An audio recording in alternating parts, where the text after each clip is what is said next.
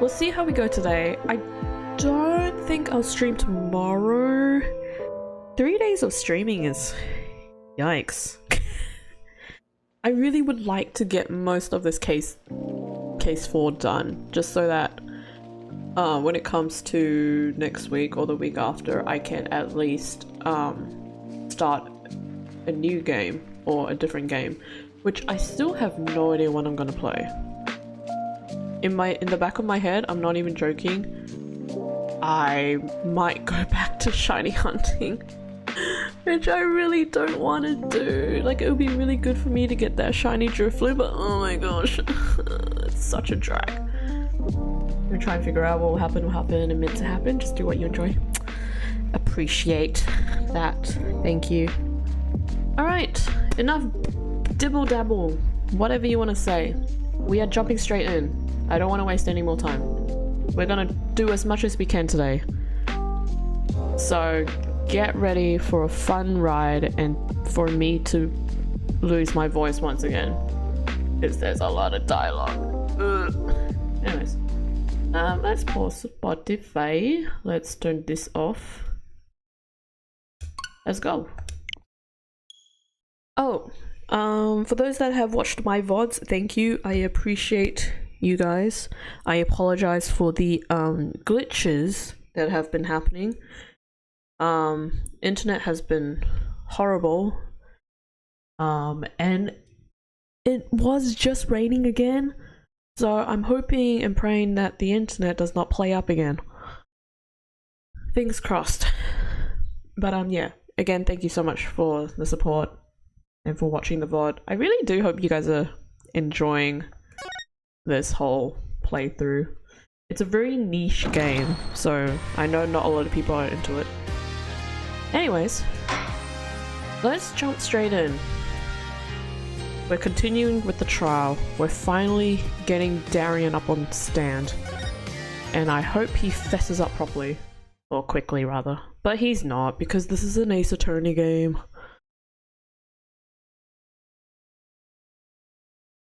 But yeah, sit back, relax, enjoy the stream. Feel free to lurk. Otherwise, feel free to say hi. Give us some random insights on whatever is happening in the story. Just obviously don't spoil. But yeah, just feel free to have a chit chat. Enlighten me while I drain myself in this game. And by drain I mean contemplate my life. Anyways, July 10, 1:40, District Court, Defendant Lobby number 2. Let me clear my throat before I begin. Apollo, I can't believe it. It really happened during the second act. And right in the middle of Lambeau's performance. The reason why she was in that event. And that switch and the flaming guitar. When you link it all together, that's what you end up with. Oh, Lex! Hello! Wow, all these old people coming through. Hello. Do you prefer Apollo Justice or Phoenix Wright? Oh, that's so tricky. Oh man. I think... Wait, let me clarify. You're referring to the characters, yes? Not the games? Also, while I ask that question, I'm gonna bring my fan in because it's getting a bit stuffy. Give me like 2 minutes.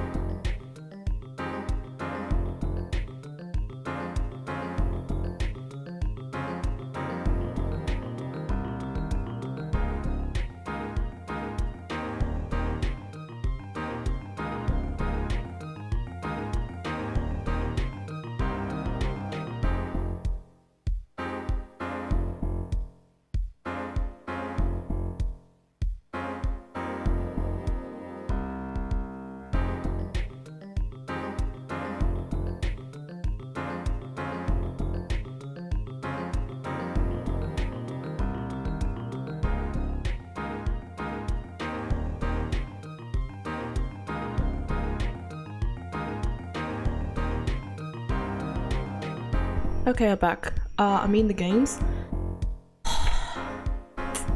I think I prefer Apologise. Just because they add a lot of cool game mechanics. That's like pretty much linked to each character, which is like a really nice touch. So I'd say Apologise.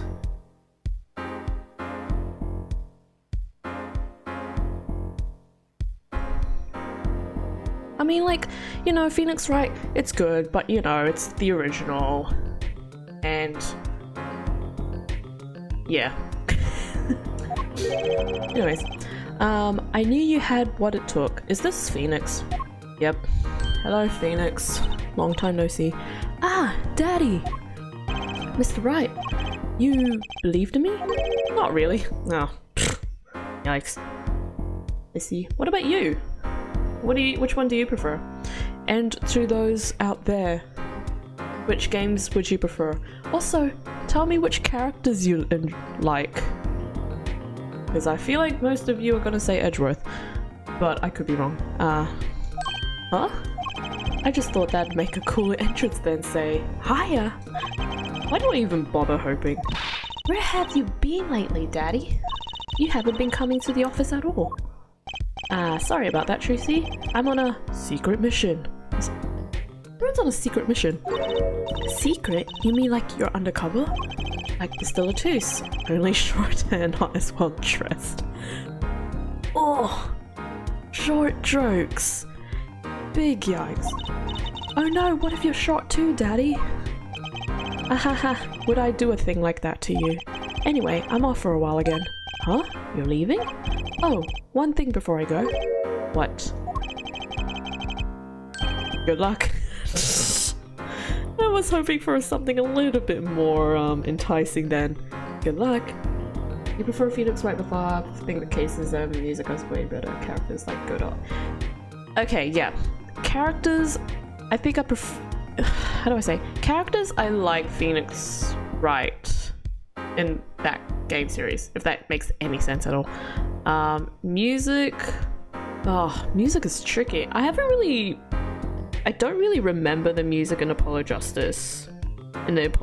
trilogy, because it has been a while since I've played them. I'm just replaying them, so like half the things that I'm gonna play through is like not even in my memory. So I can't really say the music, but definitely the music of Phoenix Wright is good. Right. Is that all you came to say? I think you have things pretty much under control. You'll get Machi to buy it off the hook, no doubt. Yeah, but you're after that detective, aren't you? Darian Crescend. It won't be easy proving he did it, especially not under the current court system. The current court system? What did Prosecutor Gavin say during the trial? Your case is based on one fragile assumption, namely that our diva divine is telling the truth.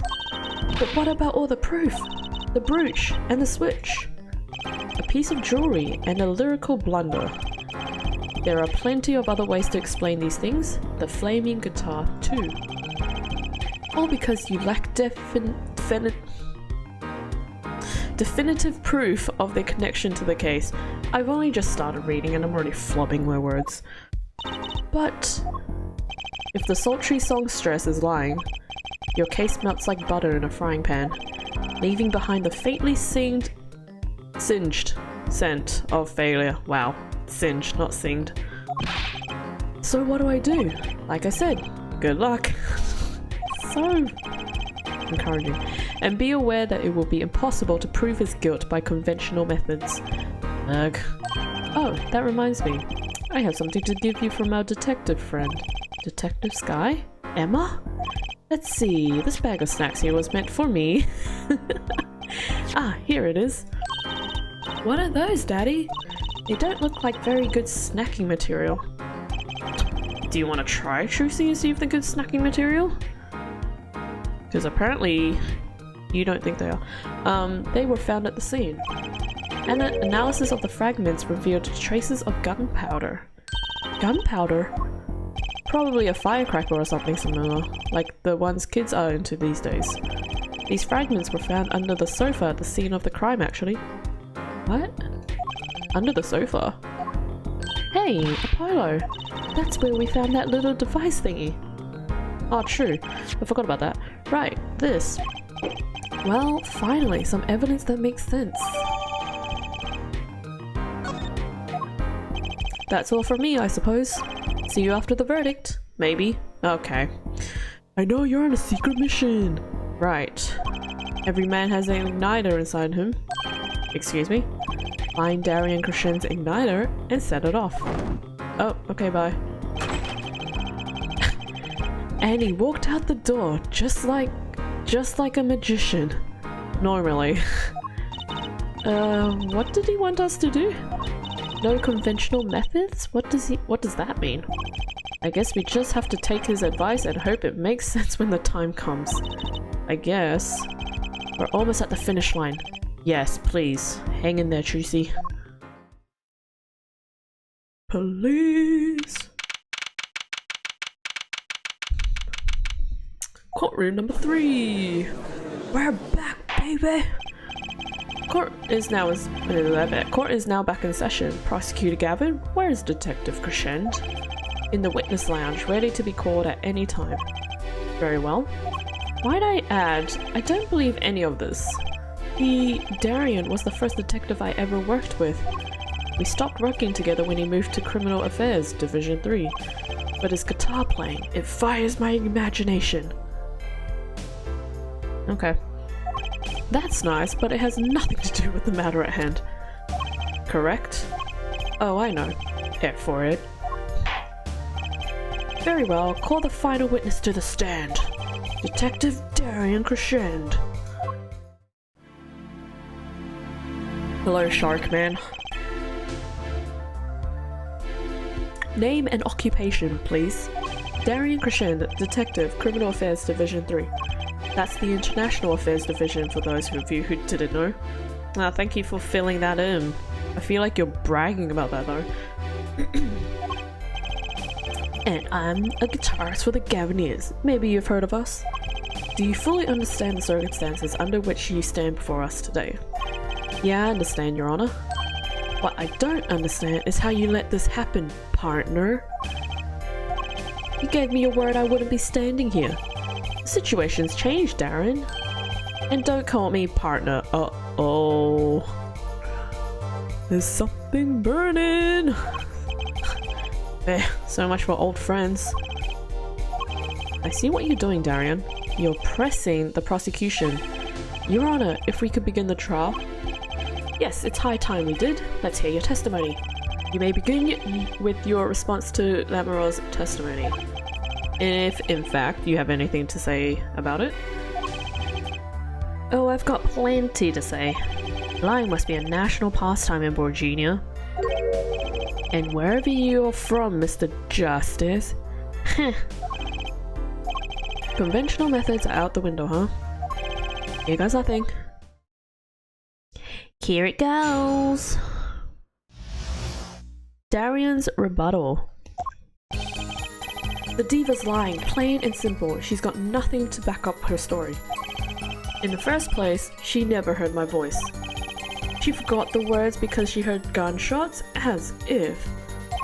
Didn't the detective and this guy hear those gunshots during the third set anyway? The shooting took place when I was on stage, man. So you claim Lamoureux's testimony was a lie. Every time I'm saying the judge is saying Like, am I the judge? Or is the judge me? Hey, don't get me wrong, I dig what she's doing, trying to protect that kid. And she's got the court eating vague statements out of her hand just because she's blind. You go too far, Darian. Look, all I'm saying is, you got a reliable witness. Why not listen to the detective? Detective Sky? I see. Mr. Justice, you may begin the cross-examination. You didn't waste any time finding our weak spot. I can't do this with Lamoureux's testimony alone. I'll have to find some other way to prove when the shooting took place. Are we going to perceive? Do we have to perceive? No, not yet. We're pressing, boys and girls. You don't have any proof she was lying. Oh yeah, kid? You saying I lied? No, I'm just saying, Apollo glared back at him. I couldn't help it. I flinched by reflex. Detective Crescent.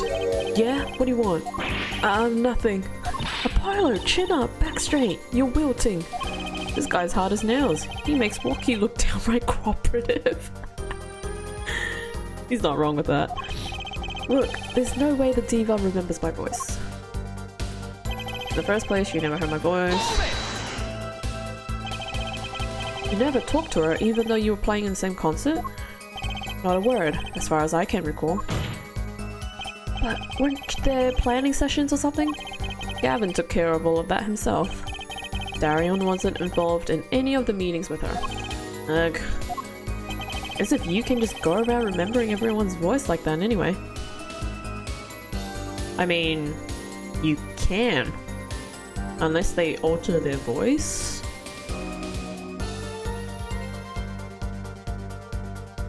Remembering everyone's voice is like remembering everyone's faces. Only an idiot would believe that. Lamora's hearing is very sensitive. She could remember him if she heard him. I'm sure of it. I just can't prove it. And I need proof. If you want the words because she heard gunshots, we know she missed the words. The mixing board proved it. Oh yeah? There was a mistake. Oh wait. Oh yeah, there was a mistake. But blaming it on gunshots is just a lame excuse. What do you mean? The mixing board proves what? It proves there was a mistake in the song. A missed cue. So, she just flubbed it up big time, that's all. She spins the story about a gunshot to protect the kid and cover for her own goof. Man, I'd have to hand it to her if she wasn't sticking it to me at the same time. Darian, watch what you say. Lamora's an artist. She just flubbed it up? That's no small accusation for a performer of her caliber. Heh, she got it to you, alright? I can see it in your eyes. I tell you, most of her stuff is so pretentious, it's way over my head. I'm detecting a rift in the Gavineer's ranks. Anyway, she's too close to the defendant. Her testimony can't be trusted. You ask me, I'd go with Detective Sky's story at the drop of a pick.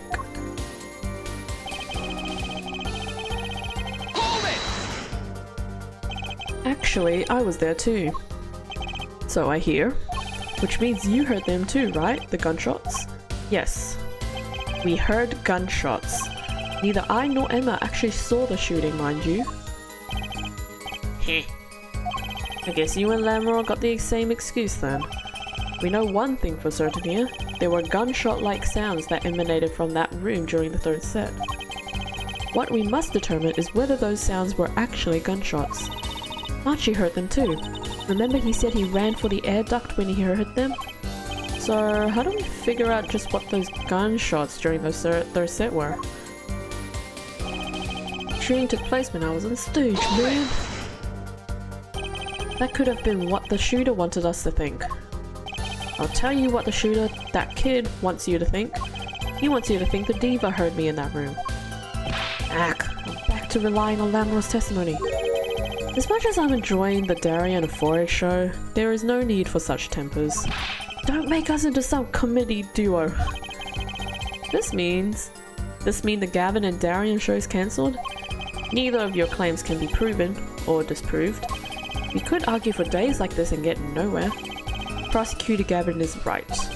This court will hear no further discussion on this topic without new facts. New facts, huh?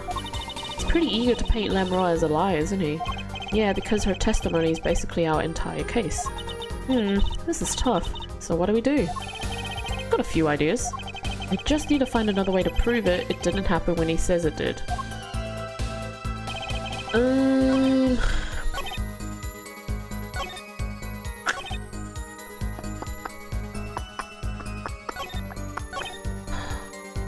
I wonder if it's...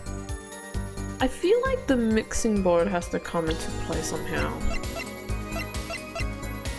Although that's probably not it.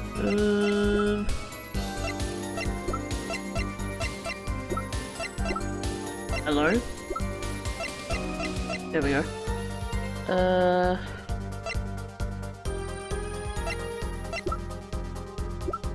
Why can't I go to the controller? Are you okay?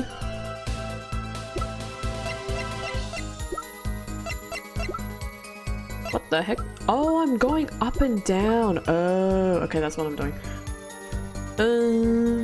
She heard gunshots before.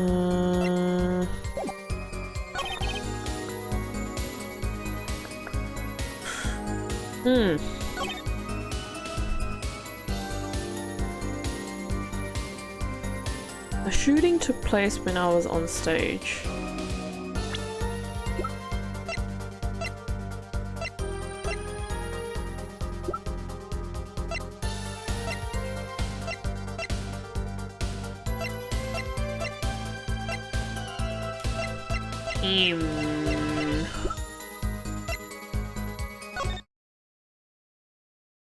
Oh wait, I can play these. How do I play it again?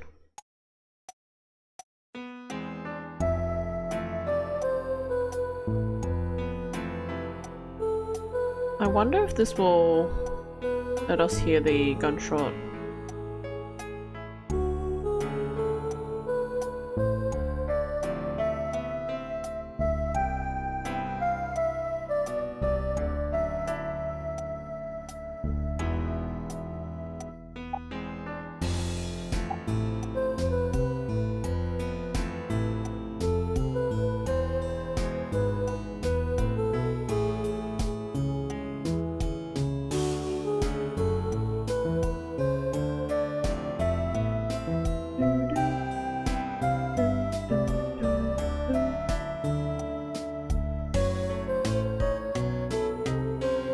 I think it was...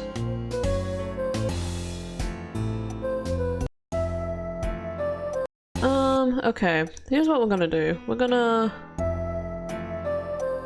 turn off the guitar.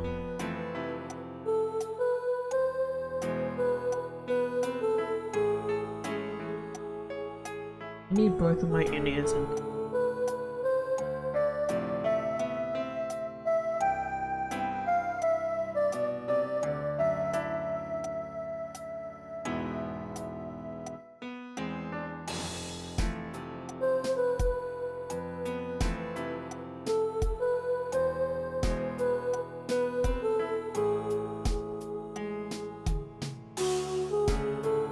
She said it happened when she forgot the words, so I think...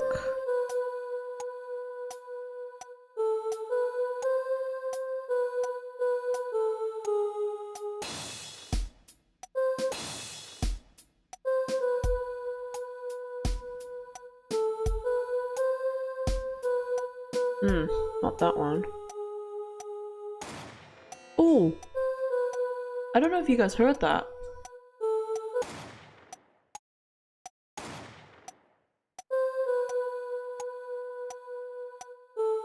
There's a faint gunshot. Oh, where do I...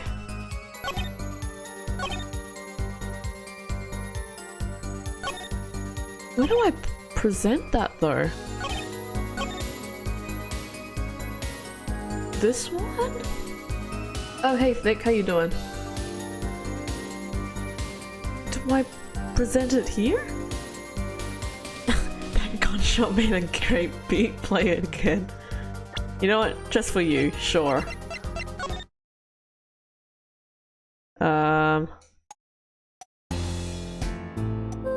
Wait. Stop playing. We need to just do everything.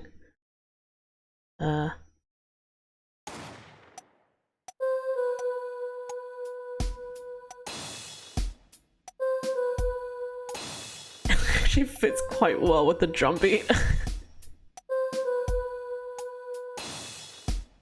Thank you. Alright, we're done with that bit. Oh. Maybe I present it here? Objection! Yes! Got it. Remember this, Detective Crescent? The mixing board. What about it? It seems there was a clear proof left behind. Right here in Lamoureux's song. Her song? What exactly is this device thingy?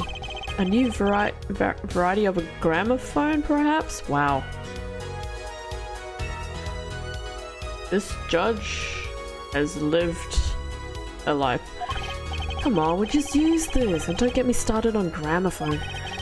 This device was used to record the performance part by part. Judge. Part? You move the sliders to adjust the volume. Each instrument is adjustable separately, Lamoureux's voice included. Oh, but what does this prove? According to Lamoureux's testimony, at the moment of the shooting, she forgot the words to the song. Judge! Ah, you intend to examine the recording at that moment, yeah? We might even hear those gunshots. Exactly. Which I already did, so you guys are very far behind. To answer your question, doing well, you guys? Yeah, going well, thanks. Had a pretty average week. I worked yesterday. Last day of school because now it's Easter break, so it was okay. It was alright. Just had a few past kids from last year when I taught them PE. They were like, "Oh my gosh, miss, I miss having you as my teacher." And I'm like, "Oh yeah, you've said that like a million times every time I've been coming in." They're like, "No, because you're like a really good teacher."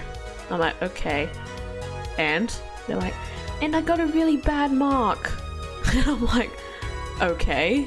One of them actually came up to me being like, miss, I got a B for PE." And then I was like, "B's good?" And then she was like, "No, but you used to give me A's." And I'm like, "You must have not been doing that well in PE then." And she's like, "No, but that's because I got injured." And I'm like, "There you go." That's your answer. She's like, "But it's a B." I'm like, "Yes, well, if you think about it, because you got injured and you couldn't play for so long in sport, your teacher can't give you an A because that's not fair to the rest of your class." And she was like, "I guess." I'm like, "Yeah, okay." It is nice, but at the same time as a teacher, you can't really talk behind your colleagues' backs because, well, they're your colleagues. Well, technically they're not my actual colleagues, but I did work with them last year, so. But yeah. And bear in mind, this is their second year in high school, so they've technically only had 2 PE teachers. They haven't had the other 3. So I'm just like, you guys are saying a little bit too much. Too soon. Anyways. Ha! Ridiculous. How are you supposed to hear gunshots back in that dressing room out on stage? Anyways, getting a bit sidetracked, back to this. Have you forgotten, Darian? We were all wearing these headsets. Oh. Ah, there he goes. We got him.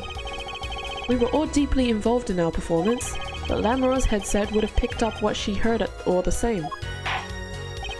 So let's get to analyzing that recording. Do I have to identify where it happened? Because I already did. People. Right now. Lamoureux stopped singing when she heard the shots fired. Find that spot. I've already found it. Oh my gosh. Find that spot and I'll find the gunshots. Back to the recording, everybody. Let's just mute this. Right there. I have so many questions. Most of them are about Darian's hair. That's impressive even for Ace Attorney. Find a game. Who knows where it could be. Yeah. He just, you know, remember Shark Boy, Lava Girl? This is Shark Boy, but as an adult. His dude, you know? He's really rocking out that shark, whatchamacallit, cosplay. Anyways, it's right here. Your Honor, listen closely to this part. This is the track with Lamoureux's vocals. Oh my gosh, I found it.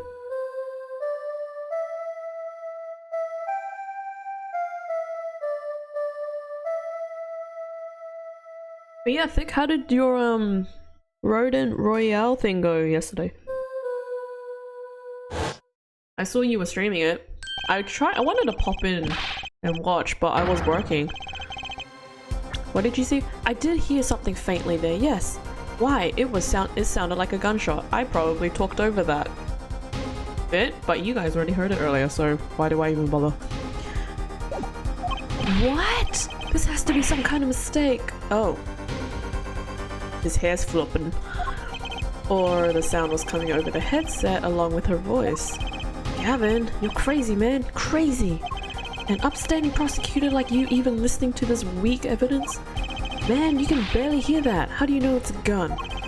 Perhaps it is you who is hard of hearing, Darian. It sounds like a gunshot to me. Admit it, you lost Detective Crescent. Okay, so what about the gunshots Detective Sky heard? You heard him too, didn't you? Don't even think about telling me you were mistaken. Were you thinking of telling him that, Mr. Justice? No, Your Honor. Detective Sky and I clearly heard what sounded like gunshots. But they weren't. What? And I have evidence that proves it. Oh, the firecrackers! The firecrackers! Oh! I was just like, what? We do?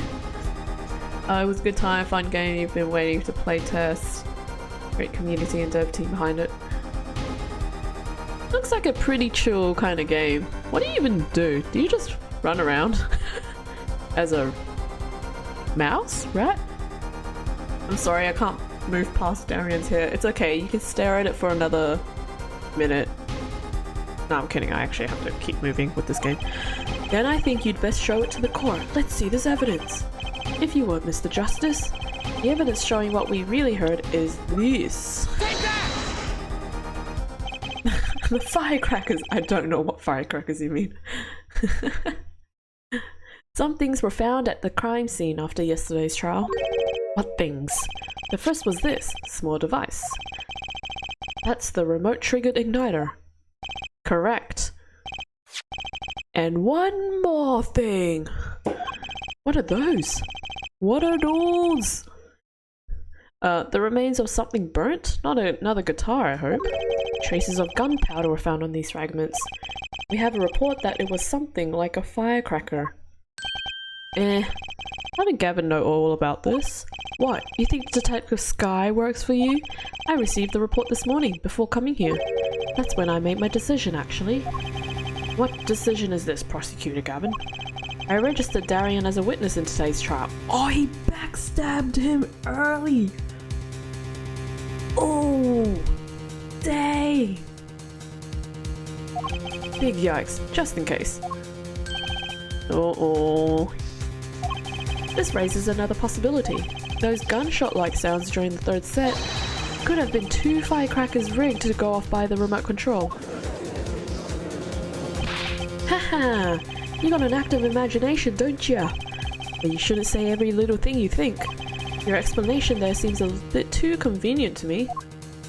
How so? So you're just saying these firecrackers just happened to go off? Right when two witnesses came walking by? Heh. That's right. Darian was out on stage when it happened, Apollo. How would he know someone was backstage right then? The firecracker goes up in the forest and there's no one there to hear. You get my drift? Why go through the trouble, man? How do I explain this? You may not look good, but Darian is a gifted detective. Show any weakness and he's sure to find it. He may not look good, partner? Gee, thanks, man. Imagine someone telling you straight up that you may not look like something as a compliment. Compliment in quotes. That reminds me, I happened to pass through that very hallway several times that day myself, and I saw something odd there just before the third set. Something odd? A headset, the kind all of the band and staff members were wearing. So you're telling me that this headset that you saw on the floor many times, as we have seen it many times, you didn't pick it up. And it took us 3 parts just to pick it up. Why? I mean, I get it, story development, but logically, realistically, you would, if you see something, right, you can look at it and you're like, oh, that's pretty expensive, or, oh, that's someone's headset. You would automatically just pick it up and find someone to be like, hey, is this yours? Or, hey, do you know who lost this? Not just leave it on the ground. Stupid. He may look so unbelievably incompetent, but I promise he's smart. That's pretty much what he's saying. That's right. He picked this up in front of the door to that dressing room. Yes, you sure did. 3 sections into the case. What if the headset wasn't dropped, but placed? And what if it was turned on? You could hear what was going on in that hallway, even if you were out on stage. Again, you would just pick it up. That's a great point, actually. Like, I get it, it's for like the development of the game, making the case, making it like, oh my gosh, what's this doing here? But if you watch back to the VODs I've done in this case, I would always be going to that headset trying to pick it up. But it's just like, oh my gosh, that's a headset. What's it doing there? We don't know. Guess we'll just leave it there. It's just like, bro, I know that's evidence, but can you just please pick it up? Whose side are you on, Gavin? Listen to me, Darian. There are no sides in a court of law. In any case, I believe the case has been made. Gunshots were heard during the second set, which means Lamoureux's testimony was true. Grah. Shame you never once thought to pick it up. It never crossed your mind.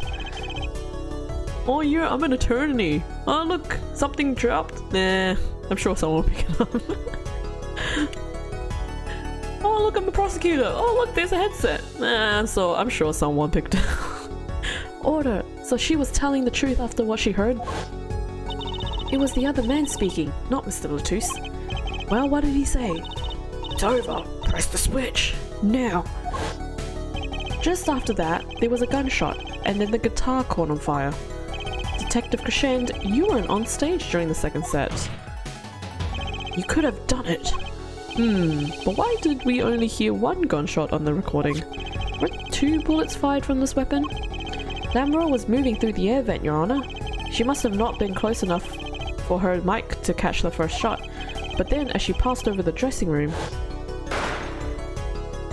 the gun fired again and Mr. Latouche's life was taken. Well, Detective Crescend. Once again I am reminded of something. Our performance that day. Your performance? Oh, is he gonna talk about him missing the cue? Seeing the mixing board jogged my memory. You were there too, Air Forehead. Yeah, he's gonna mention that, okay. What is it with you today? Problem after problem, act ton. My hog won't start, my guitar case is busted, my guitar's been burnt to a crisp, and to top it all off, someone's dead. And then there was that performance just now. What was that all about? This part is off. Which is that? Second guitar. It was you, Darian! It was you! I love Air Forehead. It's such a cool little nickname. Such a cool nickname. I thought it strange at the time. How could you miss such a simple cue?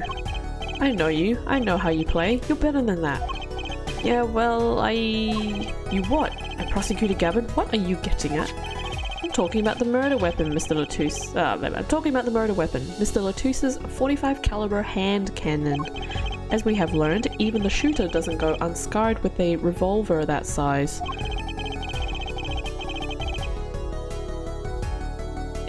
If someone were to say Air Forehead, like in person, to someone with a big forehead, do you guys think that would be offensive? Because in this context, it's just his nickname now. The kickback is enough to dislocate your shoulder if you're an amateur. Wait, you mean his playing was affected because he hurt himself shooting that revolver? Ha! You're forgetting something. Yes, Detective Crescent. I am a trained police officer, you know. I've had firearms training, plenty of it. I'm no amateur. The standard sidearm issued to police officers is a .38 caliber weapon. A much tamer beast. Also, the murder weapon belonged to the victim, Mr. Latouche, which suggests there was a struggle between the killer and victim. Though the killer might not have been holding the revolver correctly when he fired. Is that what you mean? The thought had occurred to me, yes. I mean, don't think I'd like being called Mr. Forehead. Yeah. Yeah.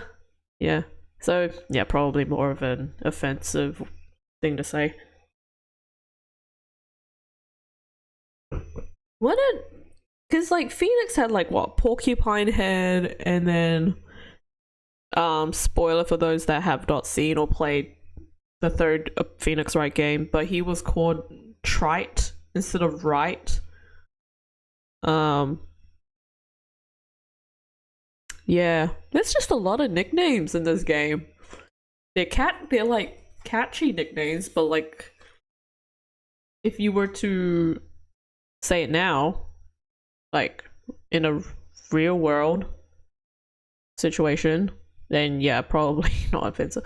Like it's pretty much people saying your name wrong, which goes back to the whole Mr. Trite thing. Like I'm still getting called Mrs. instead of Miss. Like, if they don't know my name, they just go by Miss, which I'm okay with. But if it's like my full formal name that the students call me, I'm just like, I don't know if I should just correct you or what. Also, my PNG just stopped working. PNG, there we go. Yeah. And then some people calling my name incorrectly. Then, yeah, I'm just like, Spiky had Porcupine and a bunch of others, and that's just the first case. Yeah, the first case he had so many. There was so many nicknames in the first games. Detective Crescent. What I want to ask is what Mr. Sleeves rolled up Mr. Sleeves rolled up ready for action has to say.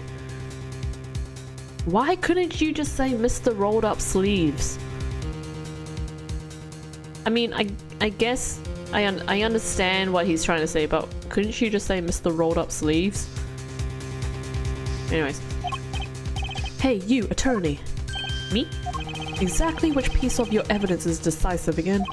You got a little noise on a tape that could be anything. And you have an alleged guitar cue missed due to a .45 caliber kickback. I weep for this case, Gavin, I really do. You can line up your little weak pieces of evidence all you want. I didn't shoot that manager. And that's obvious truth.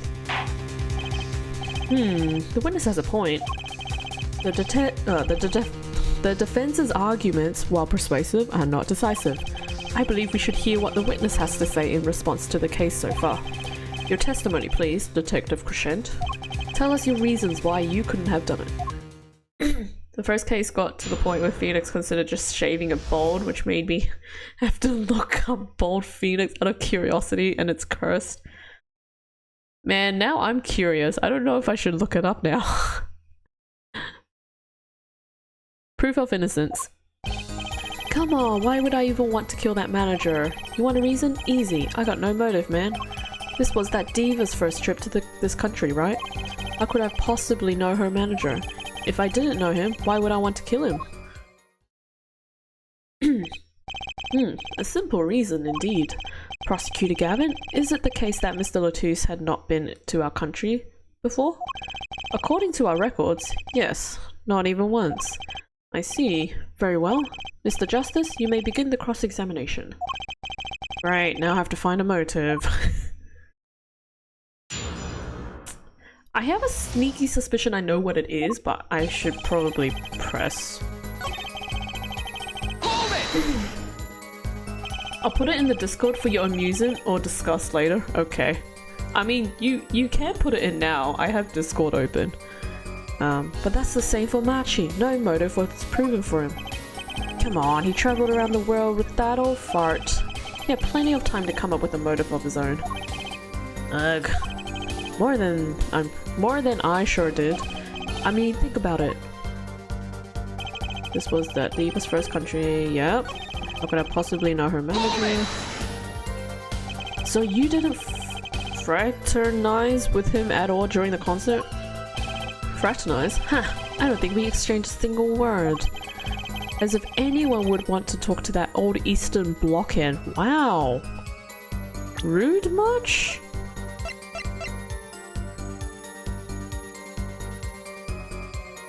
I wish this dude was alive so that he could just take Darian out, because he's just throwing nicknames left and right. Now the ladies, that's a different matter altogether.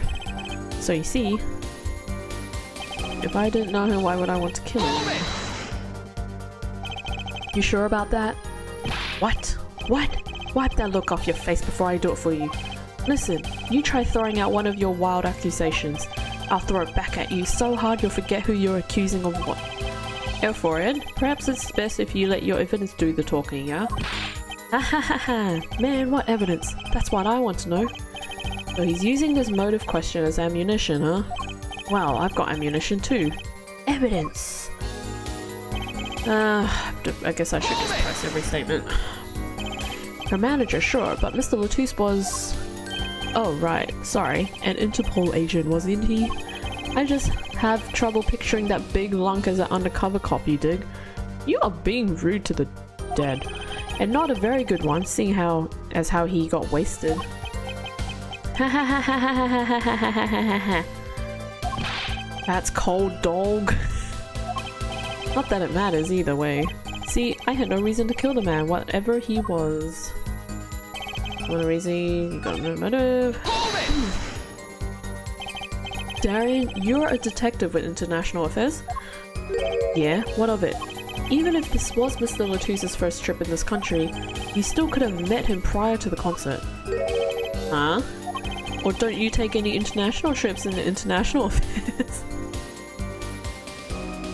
Oh, shots fired! That's right. Well, Detective Crescent. Hehehe. That's your game, is it? Guess I'd better confess then. Confess? Yeah, it's a bit of an embarrassment, but I've never been sent overseas. Oh. A bit contradictory, but okay. What? But you're international. See, me and the plane's got a difference of opinion. We don't like each other much. Is it because of your hairdo? Maybe you should just chop it off. Yeah? You ever thought about that? My condolences there for it, but he's telling the truth. He's never set foot outside the country, I can guarantee it. As it turns out, my division has plenty of work to do locally as well. That's so unfair. How could I possibly know her manager? If I didn't know, why would I want to kill him? Did I press both of these already? I don't remember if I pressed them. Oh, I did. This one I pressed. And then I think I pressed the last statement. Yeah, I did. Okay. Okay, so I'm assuming I have to present something on the last statement, considering he was like, I have evidence!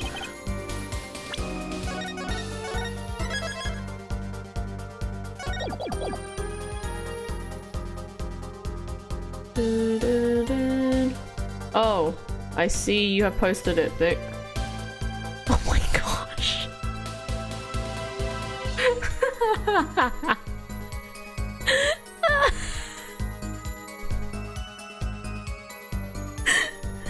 Oh my gosh, that's hilarious. No, the second one, the one for apologise. Oh my gosh. He's literally got a big forehead because of the way his eyes are looking. Oh, that's so funny. Oh, that's hilarious.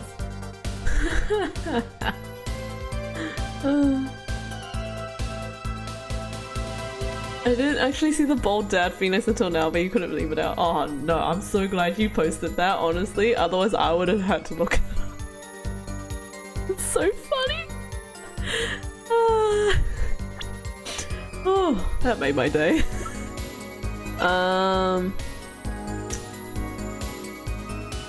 If I didn't know him, why would I want to kill him? You didn't know him, why you want to kill him?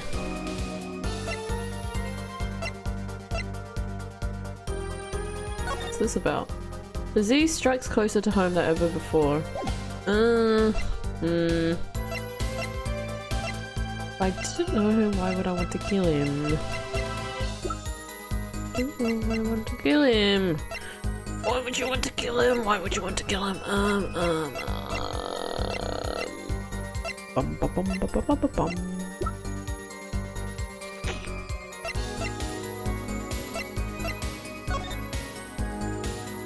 I don't know why I'm looking at this. I can't even read it. Doesn't mention the lyrics. Burn the light of the day. Replica of the cocoon. Is there anything on the cocoon?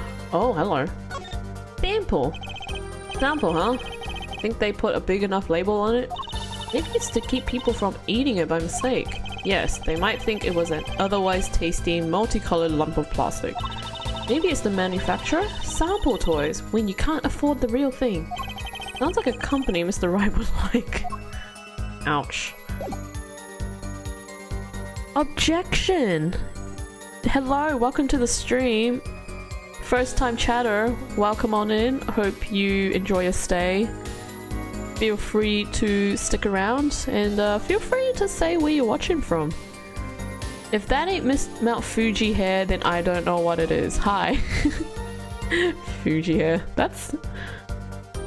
You know, I never thought about that. That is so true. Kind of... You are all just pointing up things with the hair and I can't get over it now.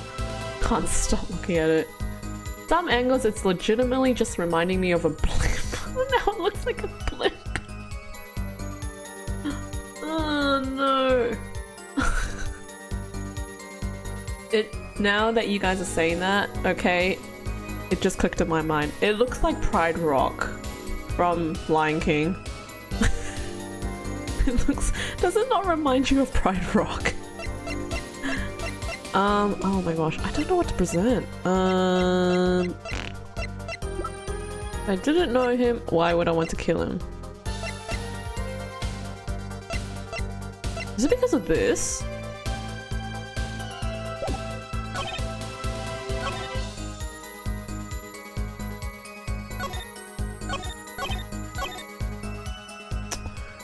I already saved. I don't know why. Let's try this. Objection! Oh, it is that. Oh, wow. Okay. And also adding Pride Rock to the list. Was torn between Skunk and Blimp, now adding Mount Fuji and... Anyone else want to add to that list? I'm sure people have, like, written so many things about it. Your Honor, take a look at this. What's that? Looks like candy. Oh dear. It's not. Don't lick it, please. Detective Crescend, ever seen this? Looks like a piece of candy. Now I'm trying to figure out what else it looks like. Just staring at it. I don't know what else it would look like. I mean, like, he's obviously trying to look like a shark because of his outfit. But don't know. I really don't know. What it is evidence. Don't lick it before you try it. Specifically, this is a replica of a cocoon. It was found among the victim's belongings. A cocoon? Never seen one that color. It is a variety only found in the Republic of Virginia. Nowhere else. Alright, but what is this cocoon replica doing in my courtroom? Didn't you just hear Apollo? It's evidence, Sir Judge. You need to get with the program. Surely this has nothing to do with a motive for killing Mr. Lettuce. Does it? It does. Wait, I mean, I think it does. You don't sound so confident, man. A cocoon. Is it one of those silky cocoons? The kind that you can make? Well, silk out. Baby shark, do do do do do do, baby shark, do do do do. Oh, guilty shark. It'll be like guilty shark, do do do do do.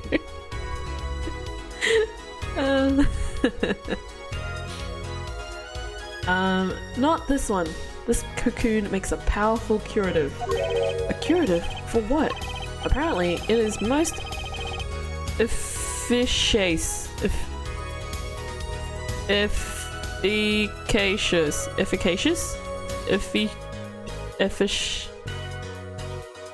It's a fish. At treating a disease through thought incurable. Oh wait, don't leave, I'm just kidding. Don't leave. It is the only medicine of its kind. Oh my gosh, we're already in an hour into the stream. However, it is legal to take one of these healing cocoons out of Borginia. Efficacious. Efficacious? Efficacious. Am I saying it correctly? Objection. As you guys can see, I'm an English major. No, I'm not. I'm kidding. I'm not. It is most fish at treating disease, yes. Whatever for? If it's such a miracle cure, why not share it with the world? Yeah, that's what I've been wondering. We looked into the matter at some length. Apparently, it isn't difficult at all to manufacture the remedy from the cocoon. Yet, if you change the process only slightly, you can easily make a large quantity of something else entirely. A deadly poison, in fact. What? There was an incident several years ago where some of these got out onto the black market. It caused quite the commotion in the global community, though the media was kept largely unaware. Intriguing. All this has led to a strict ban on the cocoon's export. One rigidly enforced by Interpol, among others. Interpol? I was struggling with efficacious, and I never wanted to have to see it again. Oh, I don't know if you saw yesterday's VOD, stream, or if you watched the VOD from yesterday. There was this magician dude who's apparently Trucy's uncle, and he was speaking it in alliterations to the point where my brain just went kaput. Like, literally every word was an alliteration. It was horrible for my reading. The victor, Romain Latus, was an Interpol agent. Detective Crescent, you insist on referring to him as a manager, but that is misleading. Romain Latus wasn't killed as a manager, he was killed as an undercover agent. So I was trying to smuggle this gumball into the country? That what you're trying to say? I'm saying that could well be a motive for murder. Oh, so I was going to sell it on the black market? Make myself a pretty penny? Ridiculous. I mean, totally unthinkable.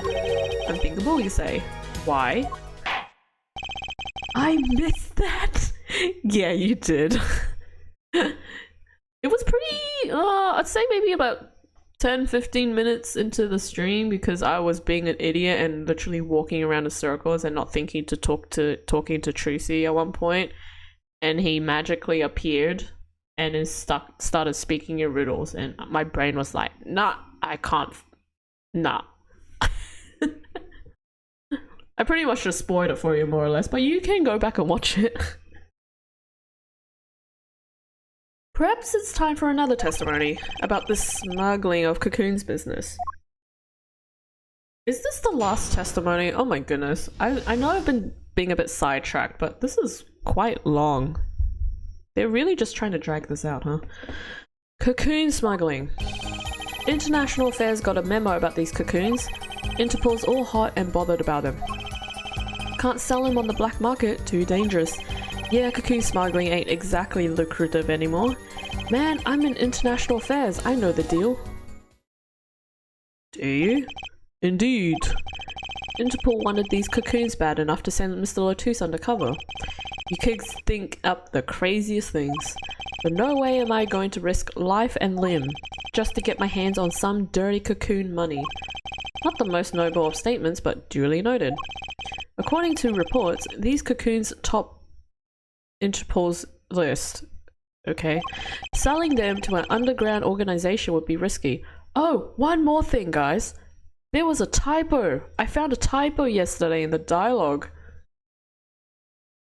It was so sad to see the typo because I thought they fixed the typos in this game. Nope. Very well. You may begin the cross-examination. This is the only motive I've got. He was up to something, and I'm going to find out what. So, I definitely... He must... Yeah, I think he has a reason. And I feel like I know what it is. International Affairs got a memo about these cocoons. Interpol's all hot and bothered about it. Can't sell them on the black market, too dangerous. Exactly okay. Let's just press every statement. Hold it! That memo, that's how you knew about the cocoons.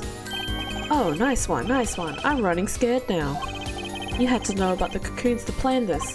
Just how well known are these cocoons? I'm embarrassed to admit, I'd never heard of them. Well, Lemur knew about them, though not their use. My reports indicate that there are ongoing efforts to control information about the cocoons. Most people only know they're illegal to export, that's all.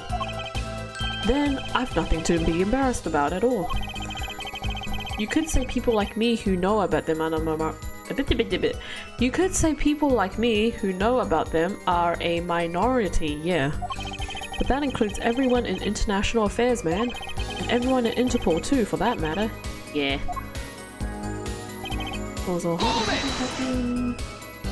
So there are other Interpol agents like Mr. Latouche? All over the world, likely. Deep undercover, most of them. That's why these cocoons are too hot for the black market. You don't want Interpol sniffing through your wares, excuse me. Most came to the conclusion that... Can't sound too dangerous. Dangerous? Yeah, Interpol finds you, they arrest you on the spot. Or another marketeer might think you're part of a sting and take you out himself. Times have changed. Judge, I wouldn't say nothing to be embarrassed about. This judge has probably embarrassed himself many, many times. Many, many times. And we can all agree on that. Hold it! But wouldn't scarcity drive up prices? Yeah, and attention. Every gangster and his brother would want a piece of that action. They'd turn your forehead into Swiss cheese before you could say objection. Okay. Maybe we could get to them to cut his hair too. Oh dear.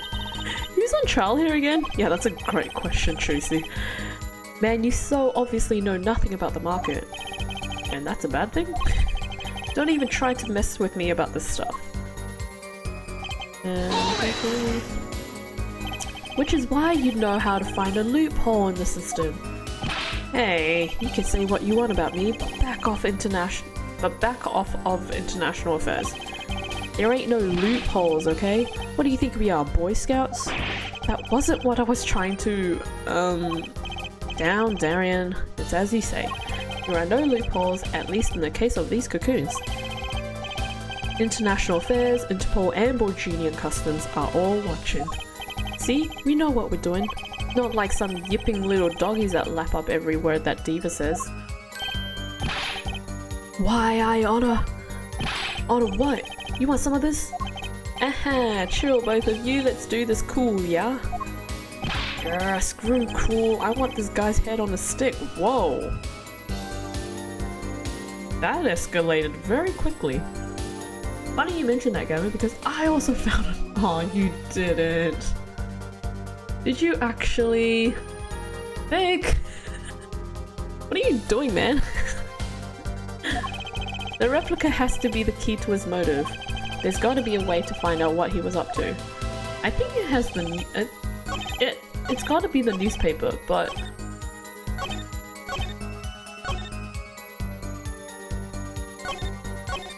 How do I... Is it this statement?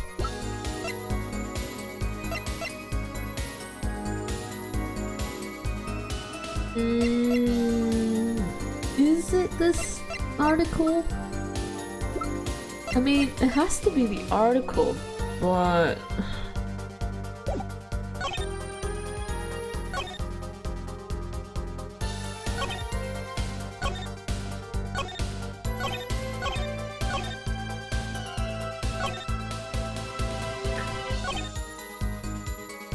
What did he say in this one again? When this goes on process, attention, goes on action.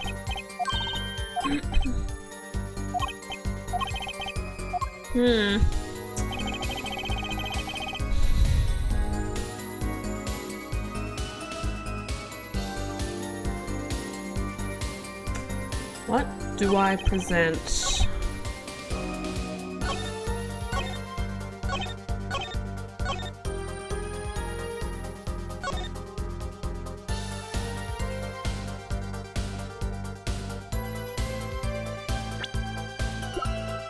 I'm wondering if it's the article again or I have to present this again. But I don't think so. Might be the article?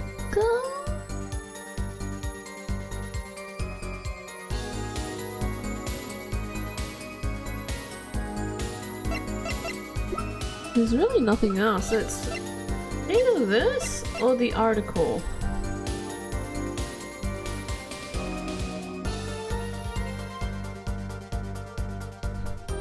Apparently there's a chain of bold Ace Attorney characters. I will spare both of us from the rest of them. Okay. Objection! No, it's not this. Okay. No! The witness statement is clearly faulty. I'm sorry, but I can't see nothing faulty. Unfortunately, you penalized me. Must be on the wrong track.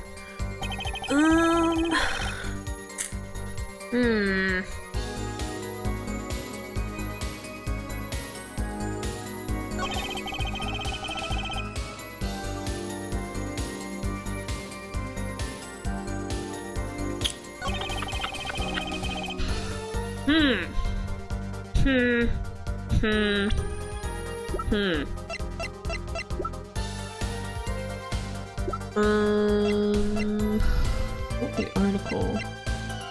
Unless I'm presenting on the wrong statement.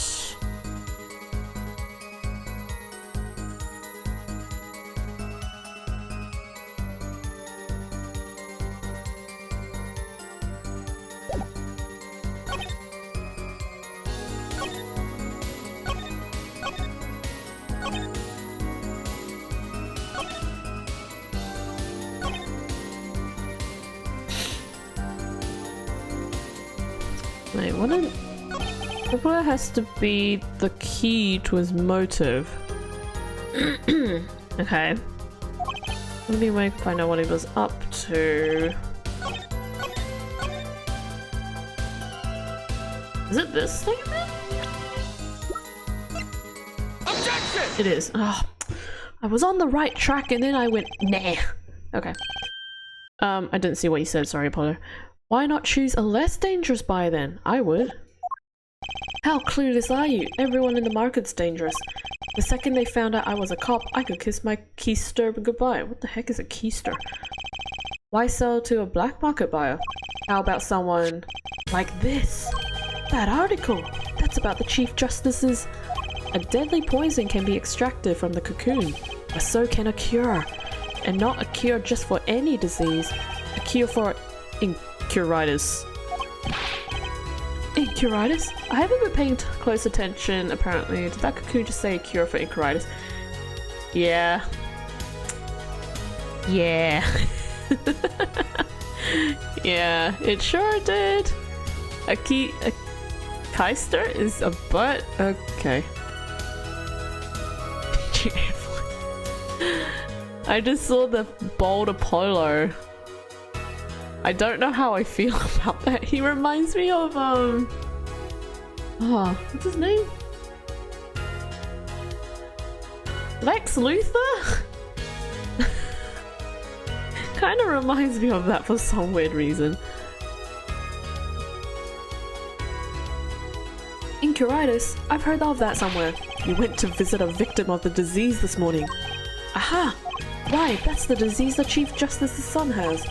You aren't saying our witness is a detective. He would have contact with the Chief Justice. You are saying the Chief Justice would never deal in contraband. Not even to save his own son's life. But even if the deal went through, why it'd be an international scandal. That's Detective Krishen's insurance. If word ever got out, the one with his neck on the line would be the Chief Justice. Detective Crescend, is this true? First I'm a murderer, now I'm a smuggler? How many crimes are you trying to pin on me anyway? Distasteful as it is to think about, if the Chief Justice were the buyer, why, a seller couldn't hope for a better deal. Well, that answered that. Yep. A very cowardly seller. Don't let Sleeves. Oh, now Apollo is known as Sleeves. Cool. Not only is his forehead big, his sleeves are rolled up and I don't know. Why is he called Sleeves? Don't let Sleeves over there trick you. So I made a deal with the Chief Justice. Where's your proof? Well... Oh yeah, and you're forgetting one other important thing. Do tell. Interpol isn't the only ones out there watching this. Borginian Customs barely sleeps. They're so worried about cocoons getting out. So we were informed. Let's continue with the cross-examination. Everything and everyone gets checked. The guitar didn't get checked though. If we're pitting him with crimes, can we add that haircut to the list? Sure. Just make his whole outfit, his whole cosplay a crime. Just how strict is this customs check? Way strict. They keep planes on the ground for hours. I do recall it being a bit extreme. They were even confiscating gumdrops and marshmallows. Oh, poor country. Yes, it would be hard to distinguish them. That's right, Gavin was in Virginia, wasn't he? I remember setting off the metal detector several times. I had to practically strip naked to walk through.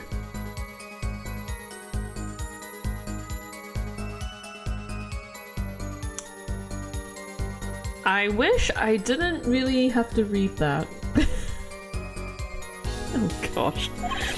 Here's a travel tip for you, Gavin. Leave the bling at home, you glamorous fop. Oh dear. Cocoon possession will get you arrested on the spot and then sentenced to death. That's pretty extreme. Virginia has this rep as an idyllic, laid-back place. Truth is, they're beyond hardcore with security. The Republic of Virginia is a peaceful, pleasant country. So this level of security shows us how truly concerned they are about these cocoons. That's the situation. Hey man, if there's a way to get cocoons out there, I'd sure like— oh, his guitar! The guitar! Hold it! I put it together! You're in position to know quite a bit about smuggling. Yeah, I need to know a bit for work, sure. But all we get are reports of this failed smuggling ops. Not exactly something you'd want to go copying. But if you want, I can tell you a few of them. Maybe you'll succeed and get rich. I would be interested in hearing, purely from a legal perspective, of course. I weep for our Judas Lord.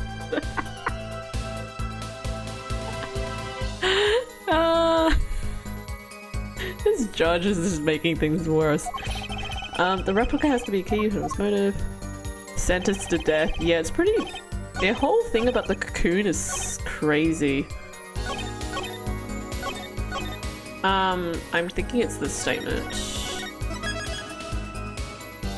Oh my gosh, it's already 8:30. And I'm not even done with this case! Oh my goodness! How much am I gonna get done with case 4 then? Oh dear, this is concerning. Objection! Actually, there is one way. What? One way to get something out of the country, no checks? What is it? You become a prosecutor. A prosecutor? I don't believe it. Believe it, Prosecutor Gavin. What was it that you told me yesterday at your office? It was a beautiful instrument. It was played lovingly for many years. A guitar befitting a woman like Lamoureux. How did it end up here? I mentioned how I much enjoyed playing it that night, and she made a present of it. So this guitar's from Virginia? That it is. We couldn't carry it on the plane. Changes in air pressure and humidity ruined the wood. It ruined the wood, excuse me. So we vacuum packed it in Lamoureux's studio. I used special shipping service available to me for transporting evidence. They brought it right up to my office for me. pristine and untouched. Did I get that right, Prosecutor Gavin? Untouched. Right. The guitar was wrapped in several sheets and vacuum packed in Borginia. And also bubble wrapped, it looks like. The pack was untouched until the day of the concert. Are you saying that guitar was... With cocoons this small, it would have been very easy to use your guitar as a mule to smuggle a cocoon out of Virginia. What?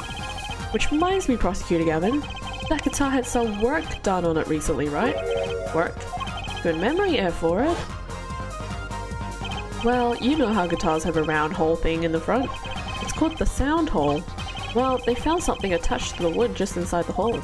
A broken device of some sort. A broken device? Yes, this in fact.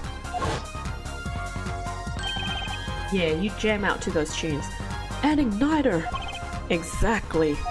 Consider this if you will.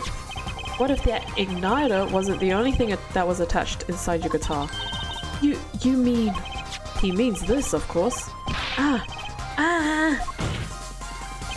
There was a way to get a cocoon out of the country. They could use picky prosecutors. Man, what's with all the name calling in this trial? They could use picky prosecutor Gavin's privileged guitar as a mule. And who better to do that than someone with access, like a member of the band? Yuck! His hair just flopped again. Order, order, order! So the igniter was placed in there for a clear reason, it seems. It was a safety precaution. A precaution? Ah, Air Forward. At last, it all comes together. Every strange thing that happened that day. Care to review? Maestro, the gentle sounds of Lamour's ballad, if you please. First, my keys were stolen, a harmless misdemeanor, which forced me to break the lock on my guitar case. The key was stolen to retrieve the cocoon from the guitar. I see. But things didn't go so well. The smuggler wasn't counting on the guitar being wrapped. Only a member of the band could go near that case. Unwrapping the guitar would raise too many suspicions. Every so often his hair remembers gravity exists. Yeah, imagine the amount of gel that you'd have to put just for that hair to stay. Like, for Elvis Presley, his hair was up as it was. Did he put gel in it or what? Then the concert began, right about this time. A very large problem presented itself to the smuggler. What's that? Mr. Latouche. Ah, Mr. Latouche, an undercover agent, was onto something. Oh, was he trying to... Oh, he was trying to stop the smuggling. Oh, that makes sense now. He would have known about the guitar. Sorry, had to finish my tea. He'd only have to check shopping records? Shipping records. So Mr. Latouche tried to examine the guitar himself. If the cocoon were confiscated then the good would be up. The only thing left for the smuggler to do was to get rid of the whole lot. It's over! Press the switch now! The guitar burst into flames and the cocoon was lost. And then... Mr. Latouche died. The end. With Lamour there to witness it. There's your case. Literal and physical case. I don't know. Brilliant, man. Detective Crescent. I gotta know, you make all that up on the fly? For a made-up story, it makes a great deal of sense. Darian. The Republic of Virginia?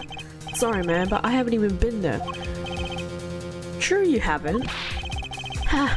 Let's see you make up a story for that, kid. How'd I hide the cocoon in the first place, huh? It's not so hard to imagine. You had help.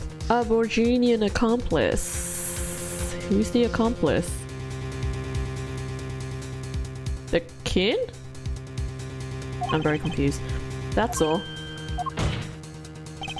That you had an accomplice was clear from the start. The voice Lamoureux heard proves it.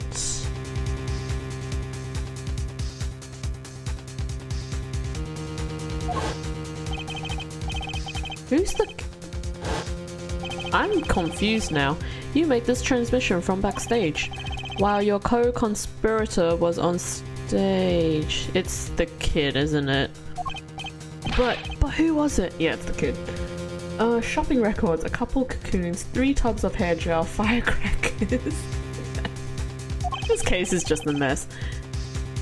Oh my gosh, this is not English. This is it. The Coupe de... something. Gracie.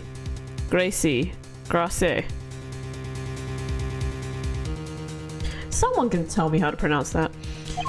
And for once I know what I'm doing. Well, I don't, so I'm going to save. Again. There's only one person who could have helped him. Let's hear what Mr. Justice has to say then. But be warned, with a great accusation comes great responsibility. What's the actual saying? With great something comes great responsibility. What is it? With great... Is it with great actions? I don't know. Make up your answer on the fly, as it were, and you'll be harshly penalized. Oh, okay. Are you ready, Mr. Justice? Who was the smuggler's accomplice? I believe it was him. Or it could be... No, because Gavin said it was someone on stage, yeah. So it must have been you. Coup de grace. Thanks, French. Can you tell I did French? There's only one person who meets all the requirements of the accomplice, and that person is the defendant, Machito Bai. But Mr. Justice, he's your client. A defense attorney accusing his client? That's a new one. It's not, really. I assure you, no one is more unhappy than... I assure you, no one is more unhappy about this than I. With great power. Thank you! With great power! Thank you! I was like, it has something to do with actions or something. Great power. Great power comes great responsibility. Spider-Man. But I am here to defend him in the murder of Mr. Latouche. I stand by my statement earlier that he is innocent of that particular crime. Indeed, the defendant is Virginian. He does meet the basic requirements to be the accomplice. But what if it was in fact Lamoureux? It couldn't have been. Well, you seem sure of yourself. The reason is electronic signals, Your Honor. Electronic signals? Recall that this remote only works to a range of 30 feet. Beyond that, it's useless. Yes, that's true. Now, think back to the testimony. When the shooter made his transmission, Lamoureux was in the air vent, right about the dressing room. Right above the dressing room where the shooter stood. Let's look at the stage diagram. This is the area that the remote could reach from the air vent. I didn't do French for good reason. I struggle enough with English, I don't need another messy language. French is one of those languages where it's... People say, like, how do I say this? It's such a common language to learn. Like, literally, every person that I've spoken to has pretty much done French or Japanese. And Chinese. Nothing else. So, you know. French is just one of those that I couldn't really focus in because it was kind of boring. I could only remember certain things because of tunes or certain assessment stuff that I had to learn and then memorize and then get stuck in my head. So, well, looking at this, it seems that Lamoureux still could have done the deed. No. When the shooter made that transmission, the stage was slightly different than shown here. It was in the middle of the guitar's serenade. Are we gonna hear it again? No, we're not. Part of the stage was raised. Prosecutor Gavin and the Lamroar stand-in were in the air. They were on a tower which happens to be 15 feet tall. How high is 15 feet? Because I think you guys said that 30 feet was 9 meters, right? Or am I misremembering? In other words, the remote couldn't have worked from Lamroar's position in the air vent.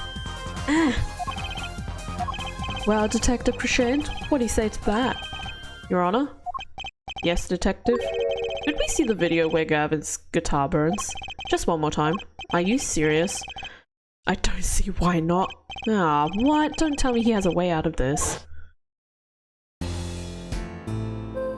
A bit over 4.5 meters.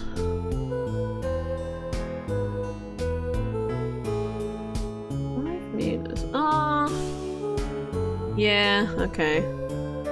Fair enough. I was like trying to figure out how high that is and I'm like, okay. Ahahahaha, too bad, so sad, punk. Punk? First you were sleeves, then kid, now punk. Yeah, Apollo was literally given 3 different nicknames within an hour. You're losing rank fast, Apollo. What exactly were we supposed to see in this video? The problem isn't what we see, correct, Arian? Right, it's what you hear. We are musicians after all. Care to explain for us non-musicians? Sure thing, punk.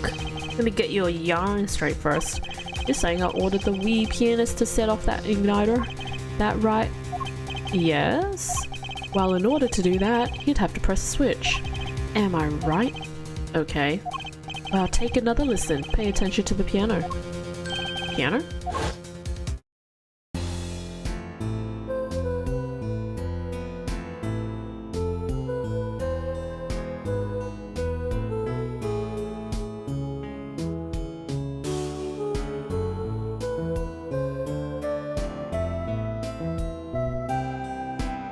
Don't tell me I have to play the recording again.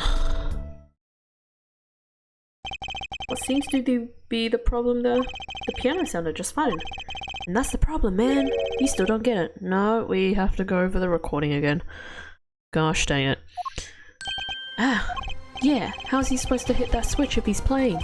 You've got Miss Diva, the guitar, the bass, the piano, and the drums. The only one with her hands free was the Diva. Lamroar. But according to you, she couldn't have been the accomplice, could she? Heck. Your accomplice would have had a hard time helping out if they couldn't even press a switch. Ugh. We gotta review the... Yeah, we gotta review the mix again, don't we?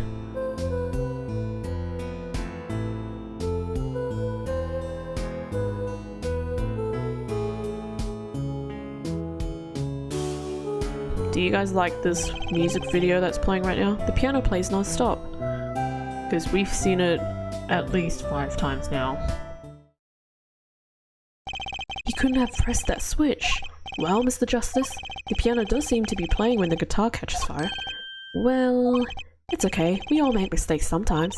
Apollo, were you wrong? I can't be wrong. Everything makes perfect sense. How could it all just... Strange? What? Strange? No, it's just... Something's odd about the performance there. Odd? Mr. Justice, if Machi Tobai didn't press that switch, then he could not be the accomplice you claim he is. But everything points to it. Every fact says he's the accomplice. You got the facts wrong, man. Here's some facts for you. Gavin's guitar's on fire, but the pianist didn't press that switch. In other words, your story is full of holes. Mr. Justice, let's hear your final opinion on this matter now. Was the defendant Machi Tobai the accomplice? Your answer will reflect on everything you've said here. Give it some thought. Apollo, if Machi's not the accomplice, then our whole case is ruined.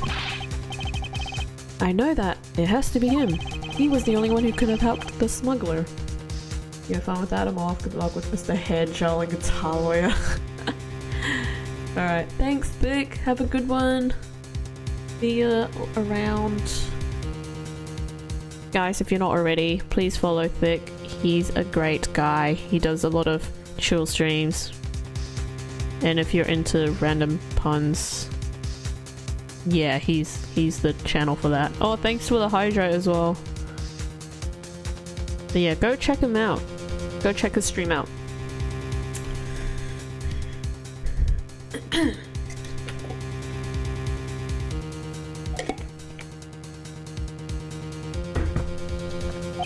You had to have pressed that switch.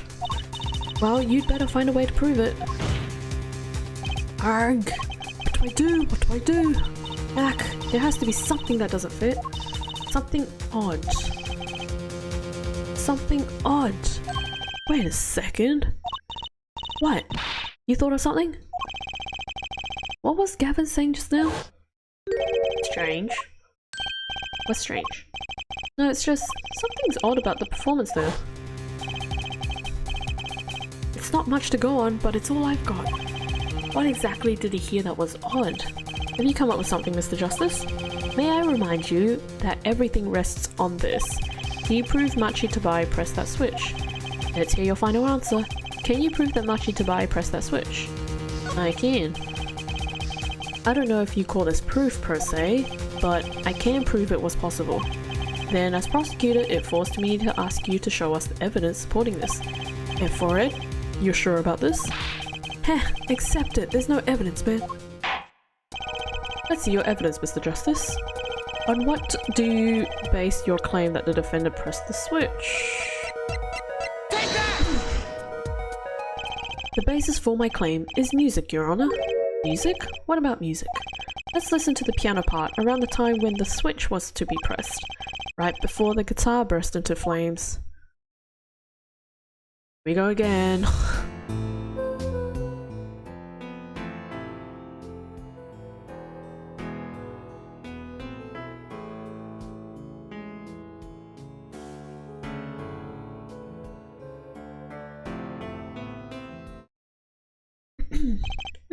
I hear a piano being played, but doesn't it sound kind of simple? Simple? Ah, I think I know what he's suggesting. You think Machi could have played that part with one hand? One hand? You only needed one hand to press that switch. You could play the piano with the other. Ha! Wants to use some kind of piano savant? Actually no. Then what do you know? You can't play a part like that with one hand? Urk. Maybe. I don't know what I'm talking about here. Wait, I know. Hey, Trucy. Yeah? You got something? Mr. Wright, your father. He's a pianist. Could he... Oh, Daddy? He couldn't play a part like that even if he had 3 hands. So sorry. So sad for you. No, not really. Huh? That was just the easy way to prove it. There's always the hard way. Man, how are you going to prove whether he played it with one hand or 2? You can't. Sorry, just doing something. I admit it will rather be difficult to prove, but it's highly likely he was playing with one hand. How do you know that? The clue is what Prosecutor Gavin described as sounding odd. What sounded odd? I'll bet we can tell by listening to a certain part of the song. Back to the recording! No way! Well, it seems we've come to the moment of truth at last. Let's hear what Mr. Justice has to say for himself. Show us the part that proves the defendant was playing with one hand, right before the guitar burst into flames. Machi was definitely playing one-handed just before the guitar caught on fire, and one section of the song proves it, and I am going to save.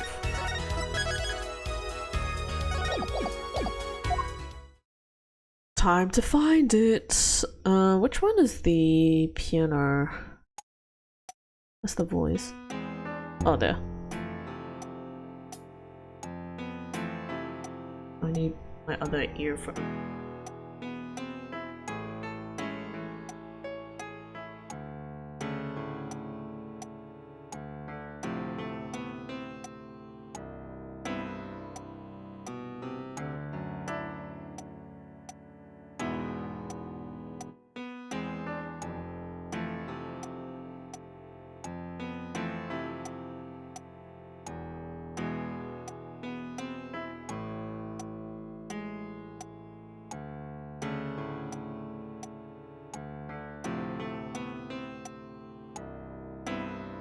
Hmm.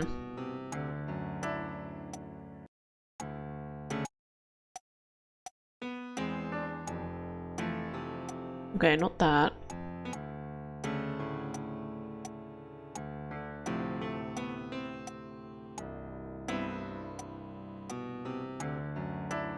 I think it's this section.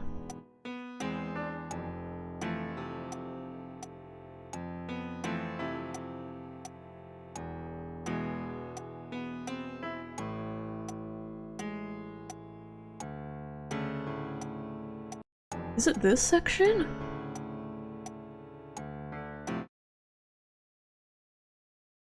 Take that! That's the section? I'm afraid I don't hear it. What's your opinion as an artist, Prosecutor Gavin? It's a beautiful song, and the lyrics are outstanding. I'll take that to mean there isn't a problem with this section. Ah, damn it. The switch was pressed in the first half of the second verse, right? I know, I just need to find a place to compare to that. Your Honor, if you give me one more chance, I'll think I can find it. I don't. I suppose we don't have a choice. You claim the defendant was playing with one hand when the switch was pressed. Show us the part that proves it. So if I like... So if I play and then pause, it'll just go back to that.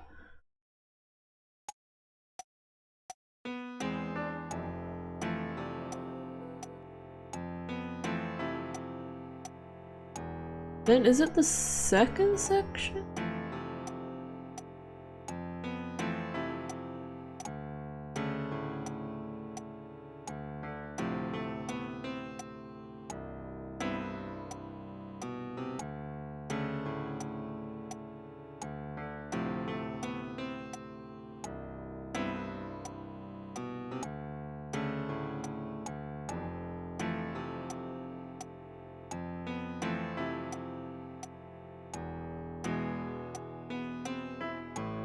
I think it'd have to be this bit, no? Oops, wrong section. I meant the third section! I pressed it just a little bit too late. Take that! Oh no? Wait. The switch was pressed in the first half of the second verse. I need a place to compare to that. I'm misreading it. I think. How does the second section go?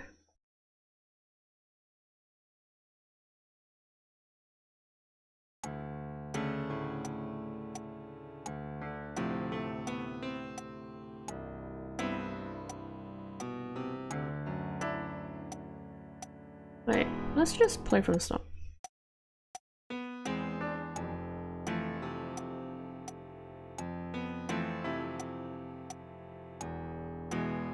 Wait, isn't it just the first verse? Yeah. Duh. What the heck?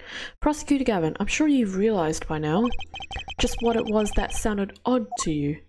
As I'm sure you've realized it yourself, Air Forehead. Realized what? I'll demonstrate. Oh my gosh. Back to the recording, everybody! Let's listen to the part in question again, shall we? Pay particular attention to the but a fleeting melody phrase. Oh my goodness.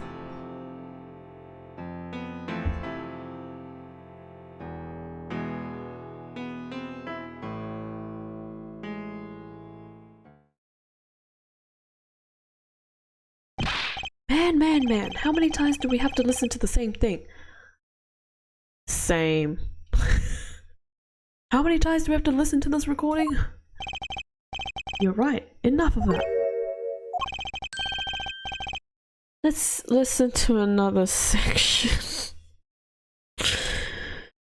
Back to the recording. The guitar burst into flame at the end of the second verse. Let's listen to the same spot in the first verse. Pay attention to own that night in your embrace.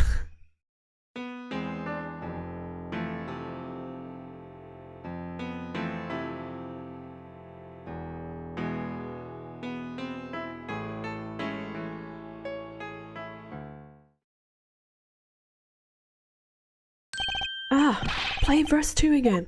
Oh my gosh. I wish we can skip all this. There, did you hear that?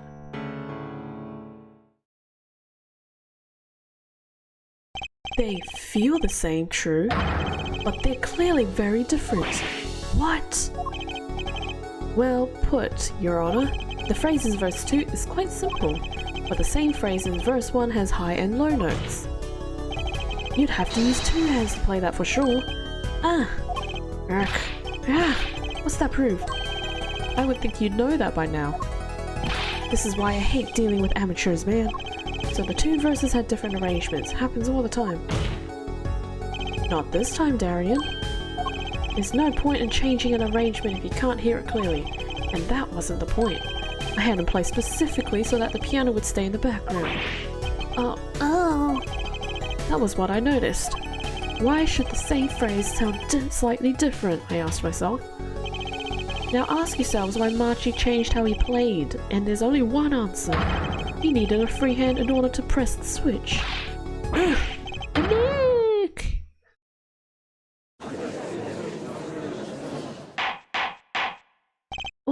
Order. We still have not proved that he is guilty, by the way. This dude. I believe this ties all the facts together. Well, Prosecutor Gavin? Yes, quite. Though, personally, this comes as a terrible disappointment. Heh. What? No comeback? I can't believe it. I finally did it. I shut him up. Very well. Bearing an objection from the prosecution, I will now state the court's opinion on this matter. Heh.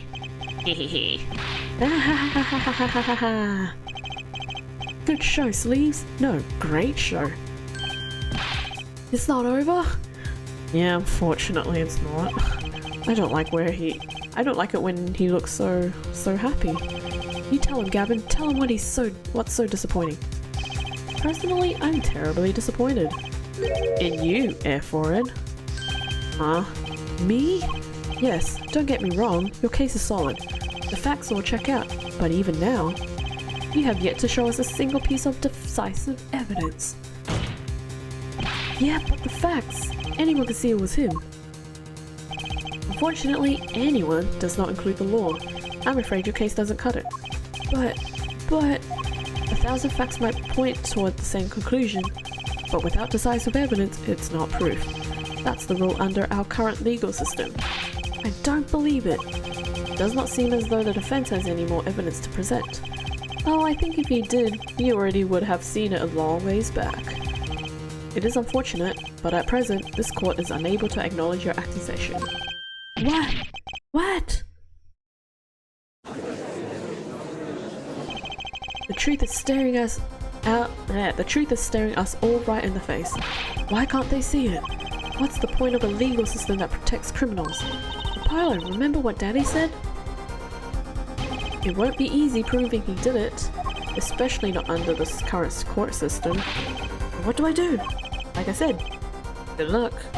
And be aware that it will be impossible to prove his guilt by conventional methods. Ugh. Every man has an igniter inside him. Find Darian Krishen's igniter and set it off. I wonder what he meant by every man's igniter. I think he just meant a weak spot, no? The kind of thing that a single spark could turn into a wildfire of emotion. Oh my gosh, are we finally gonna perceive? I won't be able to press him further by conventional means. I've got to find a weak spot in this guy. Something fatal. So, can I get back to work now, or what? It may look like I got a lot of time on my hands, but I got no more time to play pretend with this dead-weight attorney. Well, Mr. Justice, you've come this far without decisive evidence. This witness won't be coming back on the stand once we let him go. Every man has an igniter. Huh? Didn't you say the better the guitar, the brighter it burns, Prosecutor Gavin? Ah, yes, good guitars are kept dry, that is why. That provides the best sound. Even a small spark could cause irreparable damage. Your plan has an igniter in it too, Detective. It was there from the very beginning. What? Bide in time, Justice. If you blow this one, you'll be out of your hands for good. Go for it, Apollo. What? And this igniter is supposed to come burn me? That's almost poetic there, Mr. Attorney. All the better, I'm rather fond of poetry. And I intend to hear this one through to the very end. Therefore, you are accusing this man, Darian Crescent, of 2 crimes. The murder of Miss Littletooth and the smuggling of a Borginian cocoon. This is your last chance to prove your case. I still have no idea what this is. This trial has already run on for far too long. No kidding! Mr. Justice, this will be my last warning. The moment this igniter of yours turns out to be a dud is the moment this cross-examination ends. Understood? Yes, Your Honor. Then let's have it. Show us the basis for these accusations against Darian Crescent. Okay, this is really my last chance. The key that would take apart Darian Crescent's plan is... I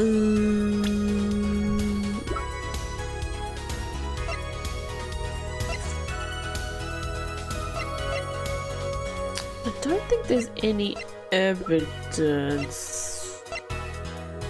So, witness? Your igniter isn't a piece of evidence, huh? So what is? It is true that I couldn't show decisive evidence, but perhaps what I needed to prove my case was something else. You mean a witness? Proving his guilt is a tall order, but I've got just the person to do it. I'm going to save once again. I think it's Machi. Very well, Mr. Justice. Who is this person who can prove Darian Crescent's guilt?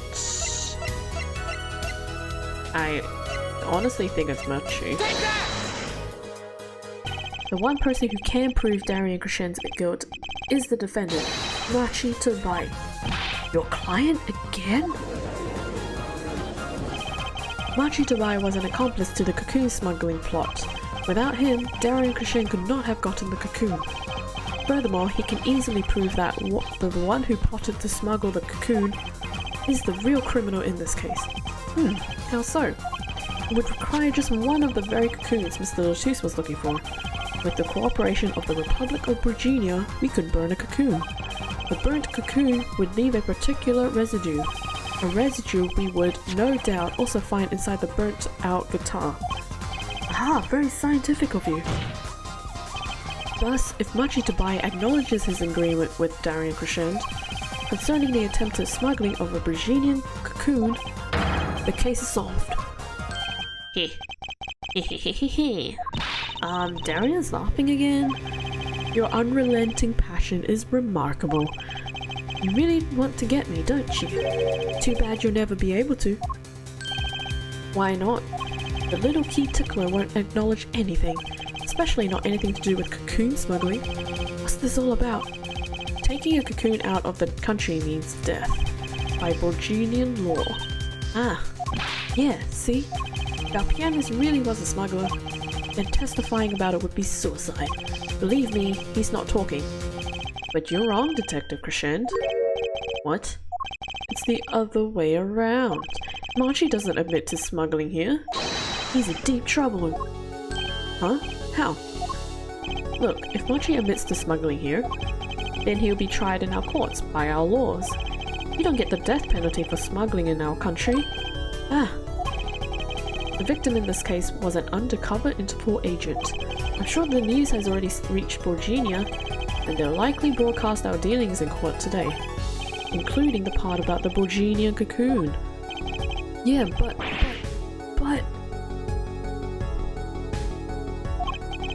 if Machi doesn't admit to smuggling now, he'll eventually be picked up by the Borginian police. And it's not like he's in any danger in our court. We're not going to find him guilty of murder here. Not now. Yeah, but you can't do this. You can't accuse me. Maybe the law doesn't allow it, but who's going to think you're really innocent after hearing this trial? The same goes for Machi Tobai. Heck. The cocoon smuggling, your entire plan, Machi Tobai knows everything. There's only one way out of it for him, and that's to acknowledge his own crime. The crime of cocoon smuggling. Oh my gosh, are you for real, dude? Heh. Don't worry there. I'll get you out of the country. Oh. Now he's being a softie. I'll set you up. Oh, well. Softie is one way. I think he's just trying to get out of it now. I'll set you up someplace. A hidden mansion. Real nice. You want a house made out of cookies? Or no, a house made out of pianos? Come on. Please! There we go. Whoa.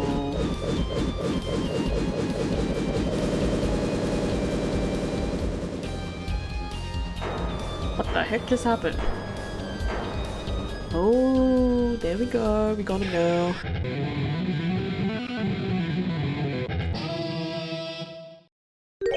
Darian, I consider that my last session with you. You rocked. I'm guessing we can treat that outburst as a confession? Uh-oh, he's laughing again. There's a kind of sick desperation in it now, though. Did we finally get him? Oh my goodness! Well, have you been listening to today's trial? Yes. And you'll talk? You'll tell this court everything? I didn't want to turn out this way, but I'm not the kind of lawyer that can overlook a crime. Today's trial was all for your benefit, you know? I see no reason why you should hesitate now. I knew from beginning, I knew. Machi? Situation I cannot explain, but money I needed. Very much money. Today's trial raises a delicate issue with our legal system. The only thing definite in a court of law is evidence. This is the golden rule. However, it has become apparent that not all things can be tried by this standard. Should another case of this sort surface, we may have to consider an alternate system by which to administer justice. Anyway, Mr. Machi Tobai? Yes? I promise you will receive a fair trial by the laws of our country. And, with regards to the current charges for the murder of Mr. Latouche, this court is prepared to announce a verdict. Oh, jeez. Can you put your glasses back on? Okay, I thank you. I only lie, but you see truth. You find truth.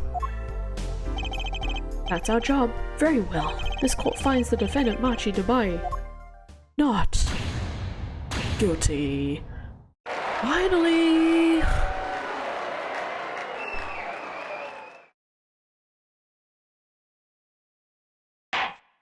Court is adjourned. You know, every time I say that the last part I'm gonna do is at least an hour, it's now 2 hours into the stream. So we're gonna see how far we get into case 4. I wonder what will happen to Machi. Well, he did smuggle a cocoon out of Borginia. I guess there will be another trial here. All's well that ends well. It's Phoenix! Daddy! I owe you both my thanks. Lamora? Why? Is something wrong? I'm sorry. Machi was a partner on the stage, your friend. Yes, I thought of him as my own son. Even now I do, yet something got a hold of him, something evil, I see that. He must pay for what he has done. Is that not how it should be? I'm still sorry. Do not be sorry. You have given me courage. Courage? I am considering an eye operation. It was my suggestion, actually. You mean you'll be able to see again? It's funny, I have always been afraid of the light. Light seems so harsh, so unforgiving. According to the doctor, Lamora lost her sight due to some kind of accident. An accident? As you know, I suffer from amnesia. I feared that, if I could see, perhaps it would open my eyes to the truth I have been running from. I was scared. You know what changed her mind? Hearing your defense in there today. She could feel your gaze, unwavering, always looking straight at the truth. If the light returns to my eyes, I think I will take up painting. Painting? That's right! She's the landscape painter in sound after all. I will paint the two of you, I promise. Woohoo! I can't wait, Lamora! I owe you my thanks too, Apollo. Thanks, Mr. Wright, but for what? You reminded me I need to hurry things along. On my secret mission, that is. Right, your secret mission. Apollo, Tracy, I hope that we will meet again someday soon. You bet, me too. And so, like a ballad, the trail flowed on and on. Literally, flowed on and on and on, until it came to the end. Thanks to the trail, the guitar serenade was a huge hit. Prosecutor Gavin's even more dazzling to look at now. Okay. But there's something I want to say to that guy. Next time you write a ballad, have them catch the killer at the end. Nice. The end! Ah! Finally! I am busting to the bathroom. Not even joking. Yay! Alright. After I go to the bathroom, we are going to start case 4. And I think we'll only do the first section. Cliffhanger. So yeah. I will be right back. I will play some Spotify tunes. But before I pop off, I hope you guys are enjoying the stream so far. And if you're new to the channel, welcome. I hope you guys are enjoying the stream so far. Do feel free to give me a follow. I do have a follower goal at the moment, so if you want to see me play a Legend of Zelda game and you're also enjoying my streams and want to see more, feel free to follow. Anyways, I need to go to the bathroom, so I will be right back. Alright, so we're gonna continue with case 4, and yeah, we're gonna see if I can finish the first part. I was kind of hoping to do both the investigation and like the first part of the trial, but I don't think that's gonna happen. So yeah, that's okay. What am I doing? Oh yeah, I'm changing my stream title because we're not doing case 3 anymore.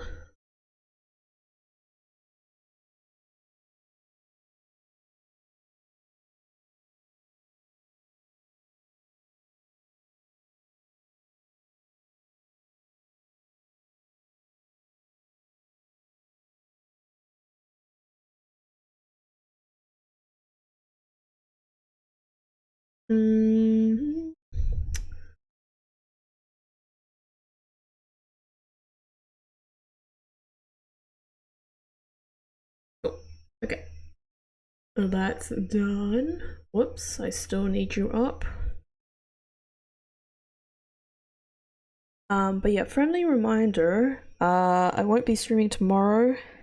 I'll take a day off because I did stream yesterday and today, so don't really want to do 3 streams back to back as much as I would like to. So well, it might be a little bit too much for me, so we're gonna give tomorrow a little skip. But feel free to catch up on the playthrough. Everything is uploaded on my YouTube, and I will also be uploading this on YouTube if you missed anything. Anyways, let's jump straight into case 4. The last case for this game. Oops, I pushed the wrong button. Whoops, I pushed B by accident instead of A. There we go. That's what I meant to do.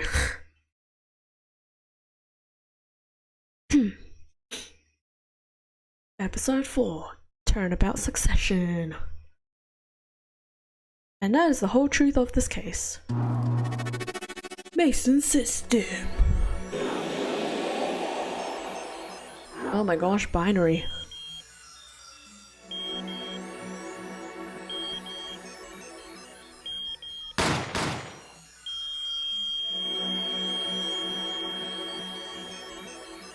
In order to understand it myself, I had to know the story of these last 7 long years. Is this Phoenix's point of view?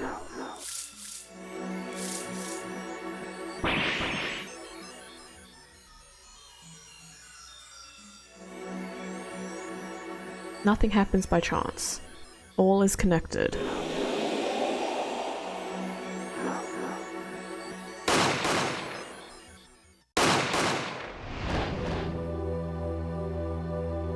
Oh no!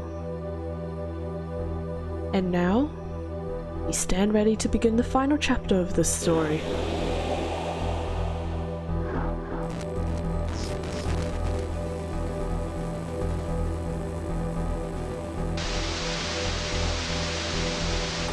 Oh.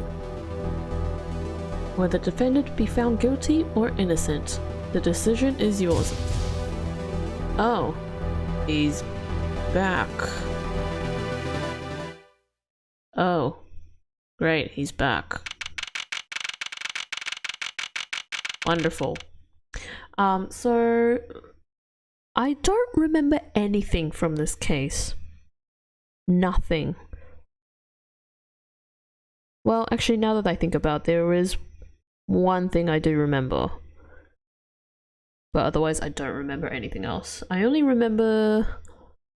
Actually, I won't say it, because people who are going to watch this later on YouTube are going to get spoiled. But I do remember one thing. Anyways, October 7, 10:37 AM, Write Anything Agency. Hey Apollo, look, on TV! Look, look! Yeah, I'm kind of busy. Whoa, look at that! He's the last Grammary, alright, amazing! Apollo, you should be watching this! Ow, ow, ow, what? What? I was writing about our last case in my journal. Lawyers are supposed to write things in records, Apollo, not journals. And why now? That case was 3 months ago. Hey, it's a long story. I did a lot, you know. I want to vacuum pack the feel of the moment for later. Right now I'm woeing the crowd by figuring out how Lamoureux disappeared. That's right, Uncle Valen did that illusion too. But you're missing him on TV right now. I was just getting to the good part. I suppose I should watch a little TV with her. After all, her father's expecting me to look after her while he's away. On his secret mission. What you're now seeing is a rehearsal for the greatest magic show on Earth. Happening right here at our very own Sunshine Coliseum. The Sunshine Coliseum? Hey, that's where the Gaviniers concert was. Only 3 more days until miracles happen here, right before your unbelieving eyes. The legendary troupe Grammary is performing for the first time in 7 years. Don't you think 2 of them look strangely familiar? Very familiar?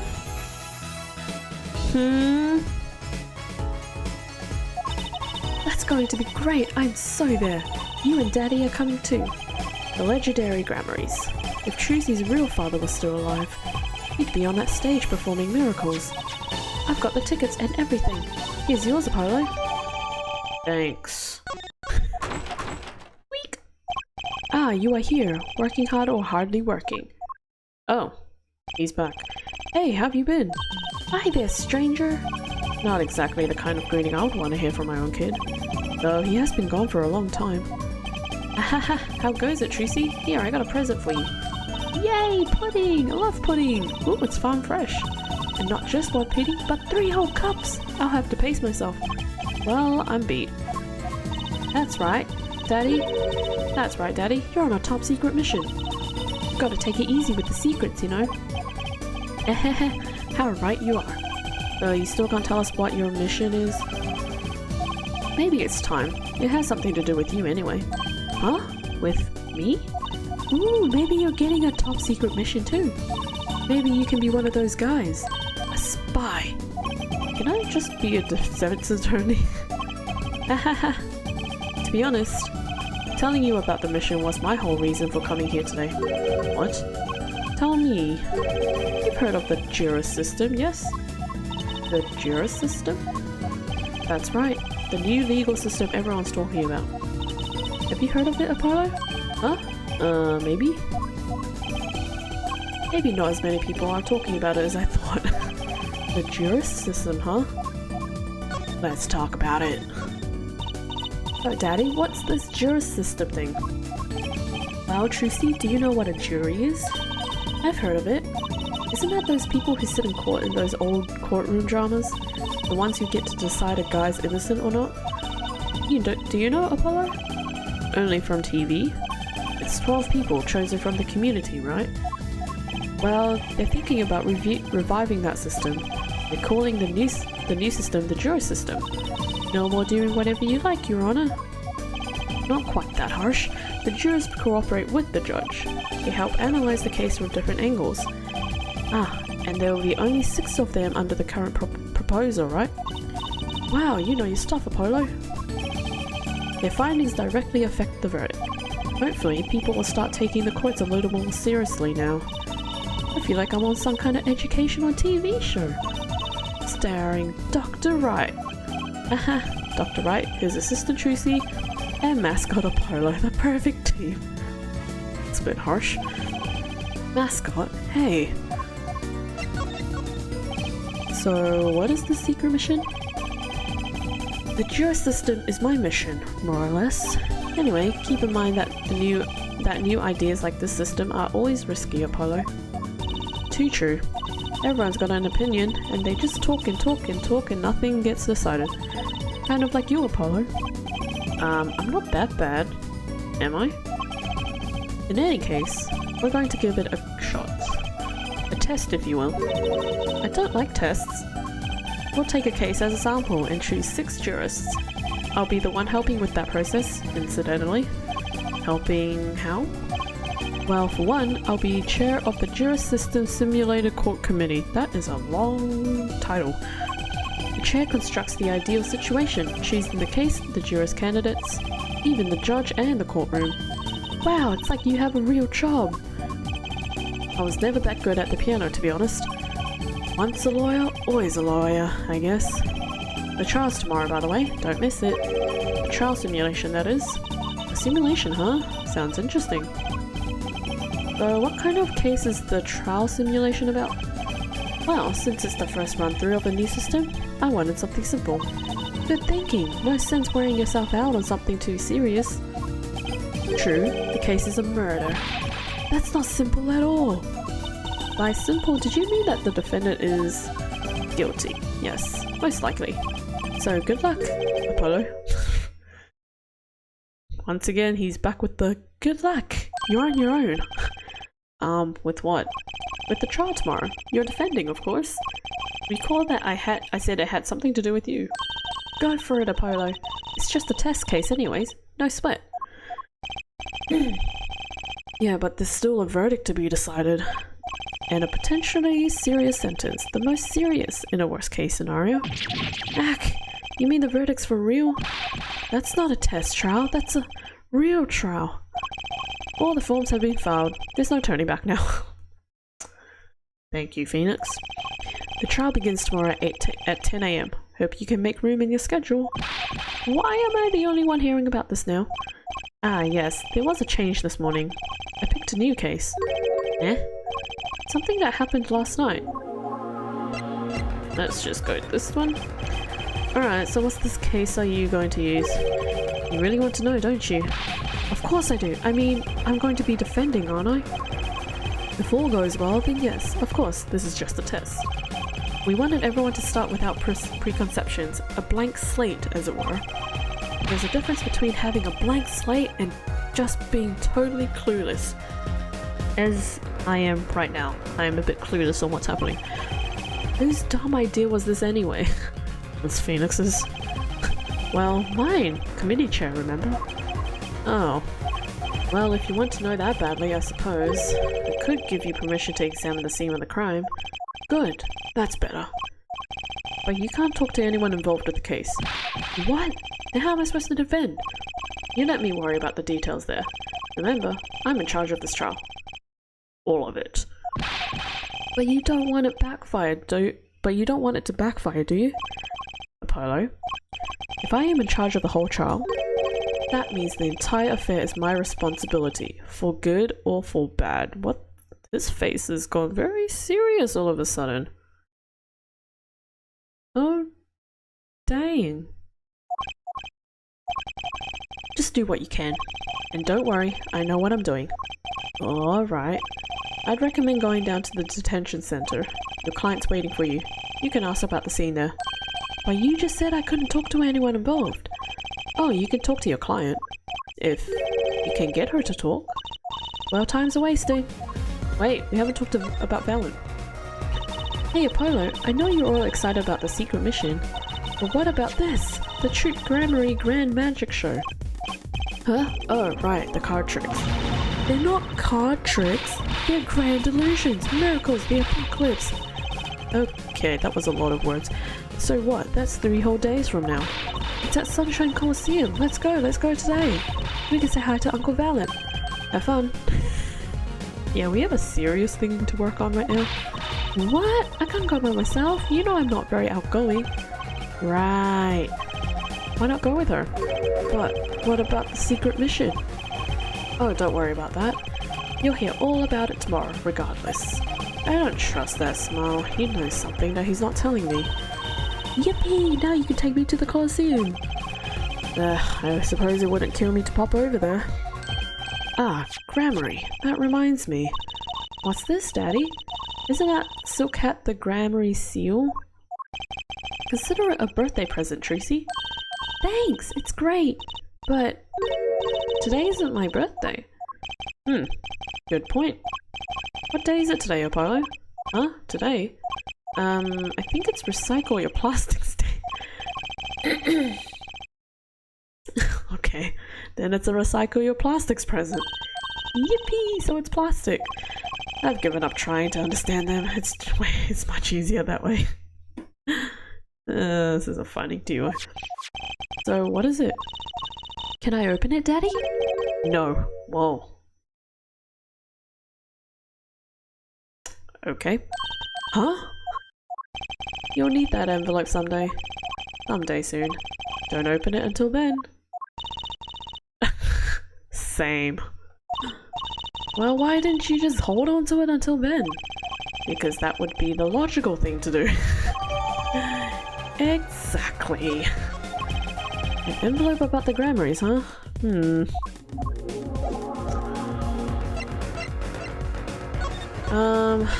Well, I guess we'll get going then. Bye, Phoenix.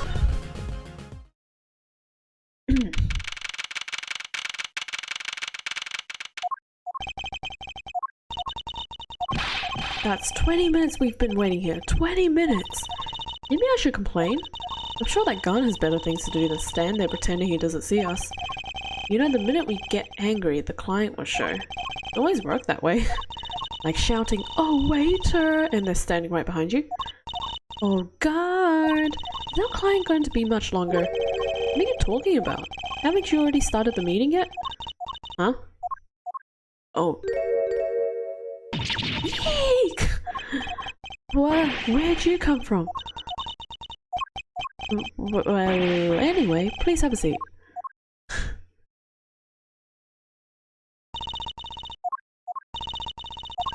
I'm nervous, Apollo.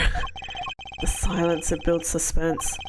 Why don't you do something, Tracy? You're a magician, aren't you? That's right, okay. I'm the amazing Mr. Hat. And she's gone. Oh, she fainted apparently. Eek! She passed out! This magic underwear might have been a bit better. That's magic panties, Apollo. Oh, she's back. Hi. Well, I'm your defense. I really think it has to be fate, you know? And by fate, I mean destiny. Did you know I'm good with astrology? Tell me, what's your sign? I can tell you mine if you'd like, Apollo. No, never mind. I just got carried away there. Seem destined to get difficult clients, it seems. Yeah, big Elks. Elks? Yikes. So what's your name? Oh, right. I'm supposed to introduce myself first. I'm Apollo. Apollo Justice. And I'm Tracy Wright. I know. This is getting nowhere. Fast. Hey, I know. Maybe you can tell us what happened? I'm your defense attorney after all. Anything out of the ordinary happened lately? Well, the other day this tourist came from out of town, stopped to ask me directions. Later, Tracy. I feel like I need to ask directions myself here. Well, that was fruitless. Though I think I understand despair a little better now. You did good, Apollo. The heck is that? Look! She's doing her nails! What? Are your nails more important than defense? Is that it? Let's go, Tracy. Excuse me? Could you read this? Sure. What the heck? I feel like a teenager on a first date. And this is the love letter we pass from desk to desk at school. Stop looking so wistful and read it, Apollo. It's a business card with a name and an address. The name is Vera Masham. The address is for Drew's studio. And you're giving me this card because... Well, looks like we're finished here. I wonder if Drew's studio is the scene of the crime. Let's go find out. Let's go. Oh, these are some interesting paintings. Short. Oh. Murder's been outlined. Wow, this looks like... It looks like a studio. It's like life imitating art. Or maybe it's the other way around. But the tape on the ground there, it's a bit jarring. Yeah, looks like we found our crime scene. Apollo, look at all these paintings. Hey, don't touch those. It's okay, I'm just looking.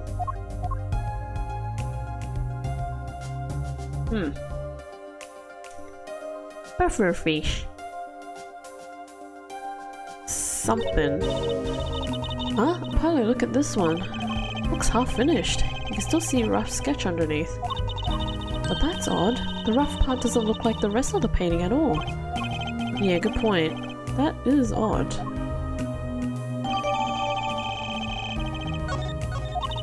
All the paintings have a really different style too. Ah, I thought I might find you two here. Oh, it's Emma. Hello. Emma, long time no see. Oh, seems like I run into you far too often. I'll bet I know why you're here too. You know about the trial simulation tomorrow? I've heard about it, sure. So Mr. Wright chose you, huh? We don't even know what the case is about. Well, he was killed. The artist who owns the studio, that is. What a portrait. What a portrait. Mr. Drew Masham. Masham? Miss Ham? Drew Miss Ham? Vera Miss Ham. Masham.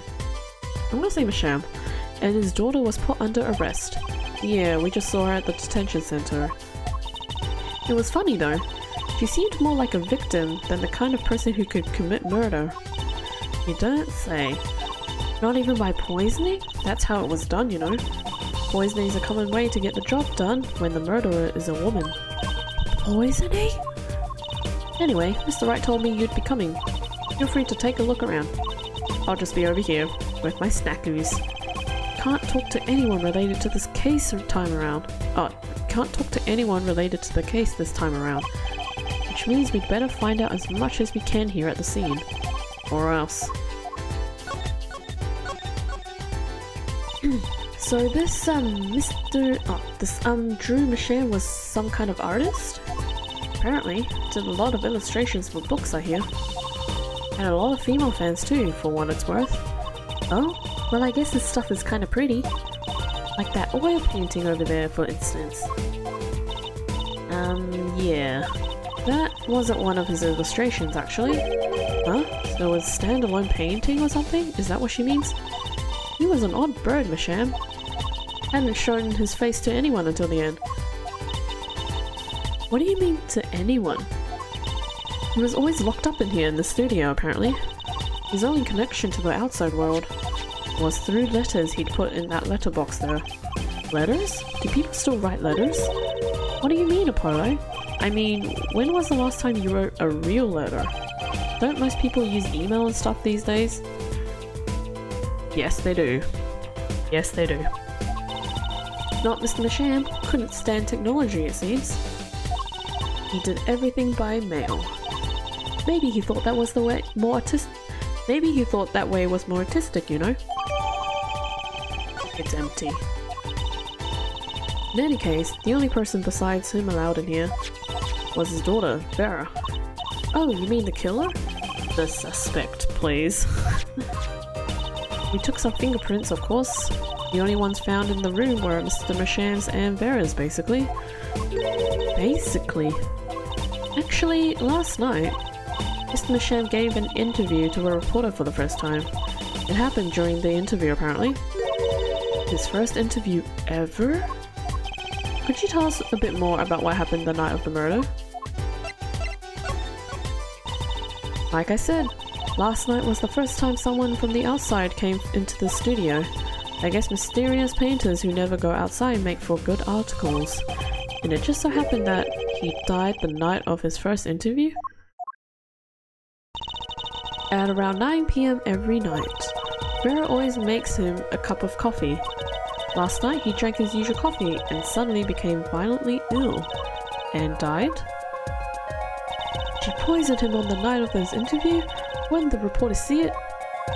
He wasn't near Mr. Masham when she brought her father his coffee. Whoa. This is quite elaborate. Oh my goodness. He was checking out some equipment in the back of the room.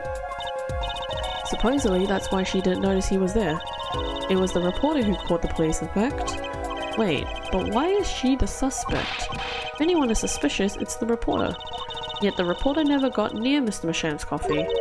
Even Vera acknowledges that. Regardless, I want to know more about this reporter. So the defendant? So this woman, Vera, she's Mr. Masham's daughter, right? Yep, a real sickly girl, ever since she was little. Hardly ever went outside. She did kind of give off a withdrawn sort of aura. She was homeschooled by her father, apparently. It was quite a scene when they took her to the detention center. She was screaming about how she'd die if they took her outside. Oh. That is... Yikes. That does sound like a scene. In the end, she agreed to leave if she was allowed for a good luck charm for company. Her good luck charm? Apparently, she has this charm that magically gives her the courage to go outside. Why can't I ever get a normal client? Because this game wouldn't be interesting if you did, Apollo. Duh. But why would a shut-in daughter kill her own dad? Don't look at me. Well, about the poison, it was found to be in his coffee, right? No, not precisely. Not precisely? What does that mean? It means see for yourself, I think. Let's have a look-see. Ah, that's the victim's coffee mug. So the poison was in here. This is my first time seeing a real poisoned mug of coffee. I would hope so. Yeah, you definitely don't want to see more. Poisoned coffee? Not exactly, actually. What do you mean? No traces of poison were found in the coffee. What? You'll have to figure out the rest yourself. I'm officially not on your side after all. Well, I can see the mark.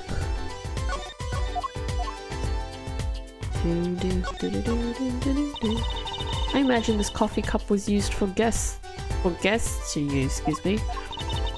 Guests? Did the police already analyze this cup too? Not a trace of poison was found on that cup, so the killer was after Drew Masham alone. The body? Eek, Apollo, that's where the body was.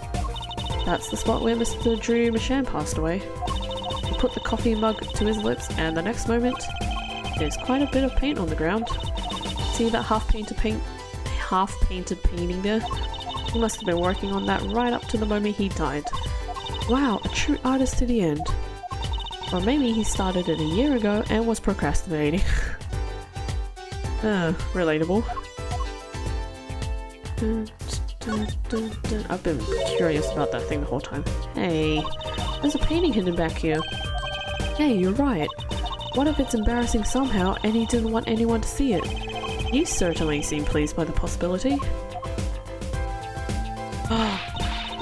It's so normal. That's hardly something to get mad about. Huh? What is it, Apollo? Well, doesn't this painting look like... Never mind. What do you mean, never mind? It's the exact same. I'd better get a professional opinion on this. Are you kidding me? Oh my goodness. It's right there! Anyways, let's look, actually, let's look over here first. I guess I can't, maybe? I wouldn't mind taking a closer look at those paintings. I just love oils. You know how they're so thick? Is that the word? These paints are all dry. I'm just surprised at how different these all are. Yeah, and what's going on with this half-finished one? Must have been a work in progress. You can still see the rough sketch below. That's what's so weird. The sketch part doesn't really fit the finished parts. I noticed. That is weird. Okay, so I can't click that. That little box looks funny sitting inside a room like this. Let's take a look. Empty. The other half of that letter box is actually connected to the outside of the studio. Mr. Masham put his letters in there, and the postman took them away. Impressive that someone still writes letters in this day and age. Or wrote, rather. Okay. I guess we're going over here. Let's take a closer look at this desk here. Okay, well, we've got this photo. This weird looking photo. So this is Drew Masham, and this little girl must be Vera.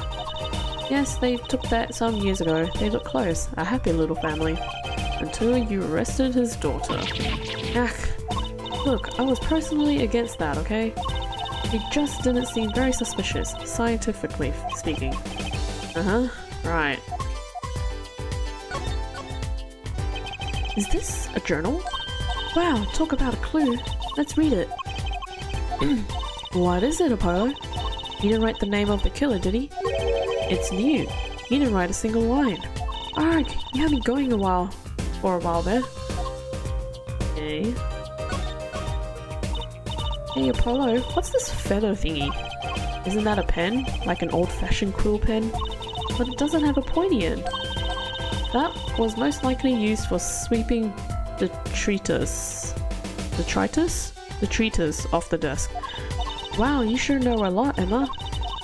Bold and scientific, that's my motto.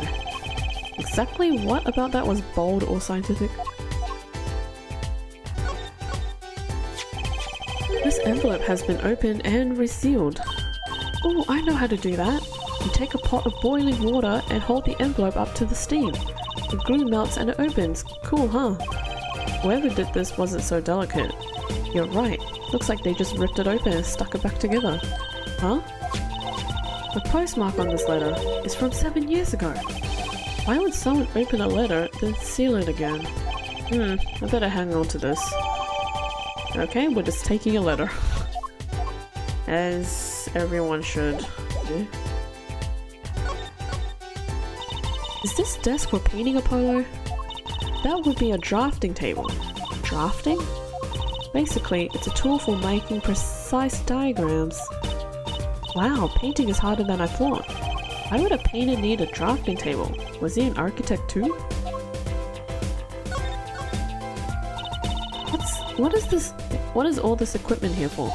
It doesn't look very artistic, really. He had everything from a lathe to a laser cut. Lathe? Lathe. Looks like he was ready to work on metals and wood too. Though his equipment's a bit old, to tell the truth. Why would a painter need all this? From the dust, I'd say he hasn't used this stuff for years. This corner doesn't fit with the rest of the studio. Oh, do you think I could borrow this? I want to cut a quarter in half to make a trick coin. This is a crime scene, Tracy.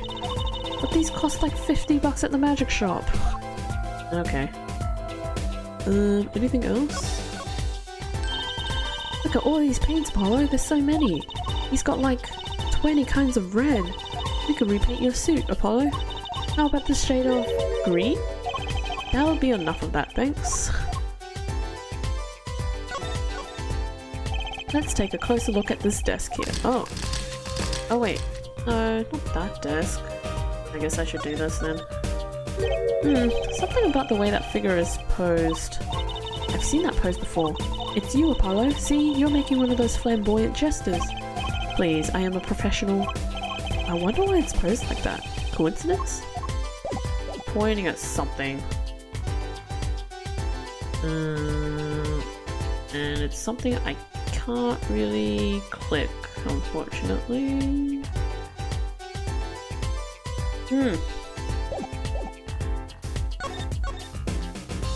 I guess I'll present you some info. Oh wait, I can do this.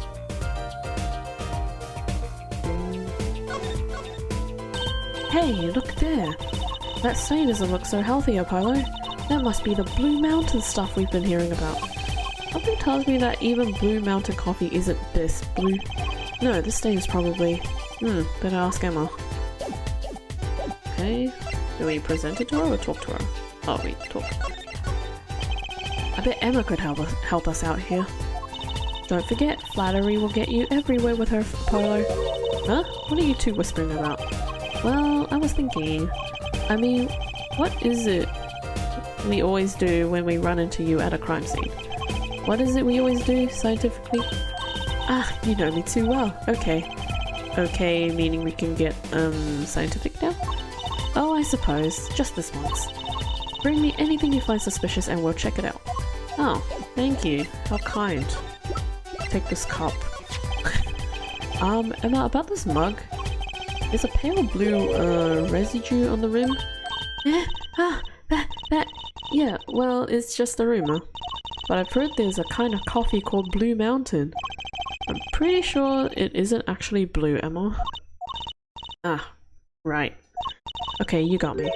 That's left over from my testing spray. Forensic science! I knew your hobby was behind this somehow, Emma. It's not a hobby. So what kind of scientific stuff were you up to? This spray is what... Oh, this spray, that's what? It turns blue when it touches poison. So the poison that killed the victim was on this mug? That's right. See? It wasn't in the coffee. The killer applied it to the rim of the mug itself. Wow, science is amazing. It certainly is helpful. Maybe Emma'd be willing to help us out a bit more. You should try buttering her up, Apollo. They say flattery will get you everywhere. It's certainly worth talking to her a bit more. About poison analysis? I was afraid you were going to ask about that. See, this solution is used to test for atroquinin. Atroquinin?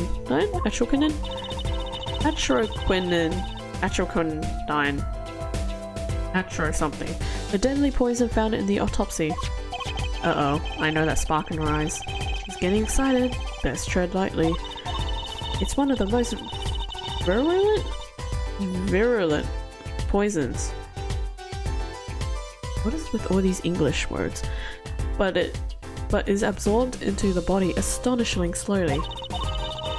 It takes at least 15 minutes from the time of ingestion for adverse effects to show. Oh, and guess what? Recent research has shown that's fine, really. We don't need to know all the gory stuff or gory details. I think I get it. You just spray this stuff on something you want to test, right?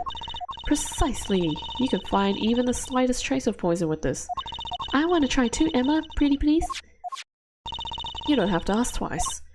I already used it on everything suspicious, of course. Yay, let's give it a whirl, Apollo. Ah! What are you doing? I was just seeing if I got a reaction off of you. How is this a reaction? Never do that again. I'm not poisonous. Tell that to those hapless witnesses on the stand. Let's just get down to checking for real poisons, shall we? Spray, spray, spray, spray, spray, spray. Nothing over there. Nothing over here. Anything on the paint? Nope. Anything over here? I'm assuming something on the desk. Oh, on the lamp? No? Why is there nothing popping up? Oh, this is odd. Why is there nothing popping up? Am I spraying it wrong?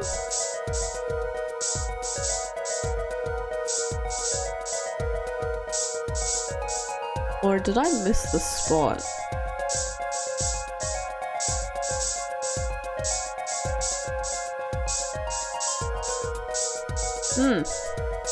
Strange.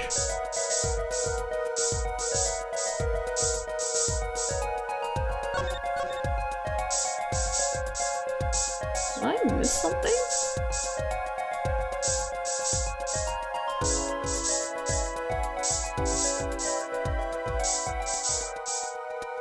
What? Why is nothing coming up? Is it the door handle? No. Nothing's coming up. What the heck?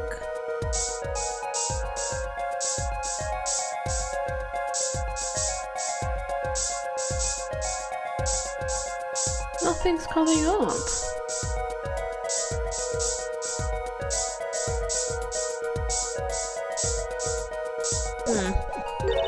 Too bad, no reaction there. I'm sure Emma checked out all the likely spots. Wait a second. What is it, Apollo? Did you spray that little desk over there? I don't think so. I did! Oh my gosh, this is part of dialogue. I don't think so. The spray probably can't reach that far, you know? Let's check it out, just to be sure. Well, now we spray it.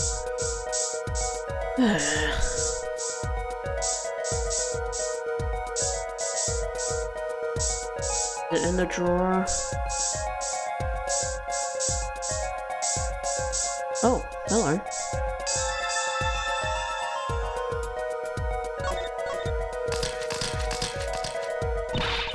Eek! A reaction, Apollo. No! Where? The inside of that cute little frame. Oh, I mashed A. Look. Oh. Well, would you look at that? Nice going, Tracy. I'm known to work magic. Never mind that I was the one who found it. Why would the inside of that frame have poison on it? Looks like we found the only other place that was poisoned in any case.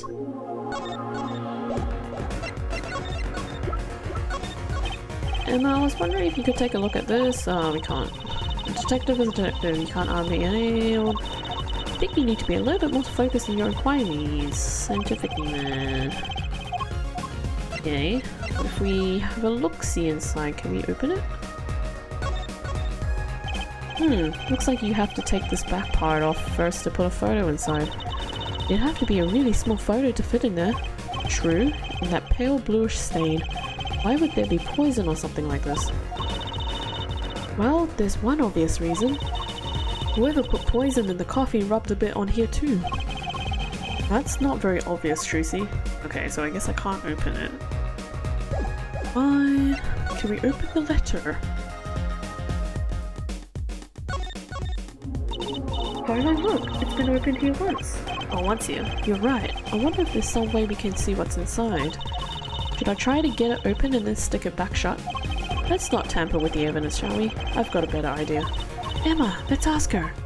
Okay, fine. Emma, about this. Oh, that. Yes, why that's a bright red envelope. She sure is jumpy. Someone opened this, didn't they? My lips are sealed. Oh my gosh. Your lips are sealed? That's a first. You mean, you know what's inside the envelope? Sure, I read it after all. Ah, you mean you were the one who ripped this open? Ha, please, I would have steamed it open. Well, she did sneak a peek at it apparently. Know that I have a powerful weapon on my side. Weapon? What?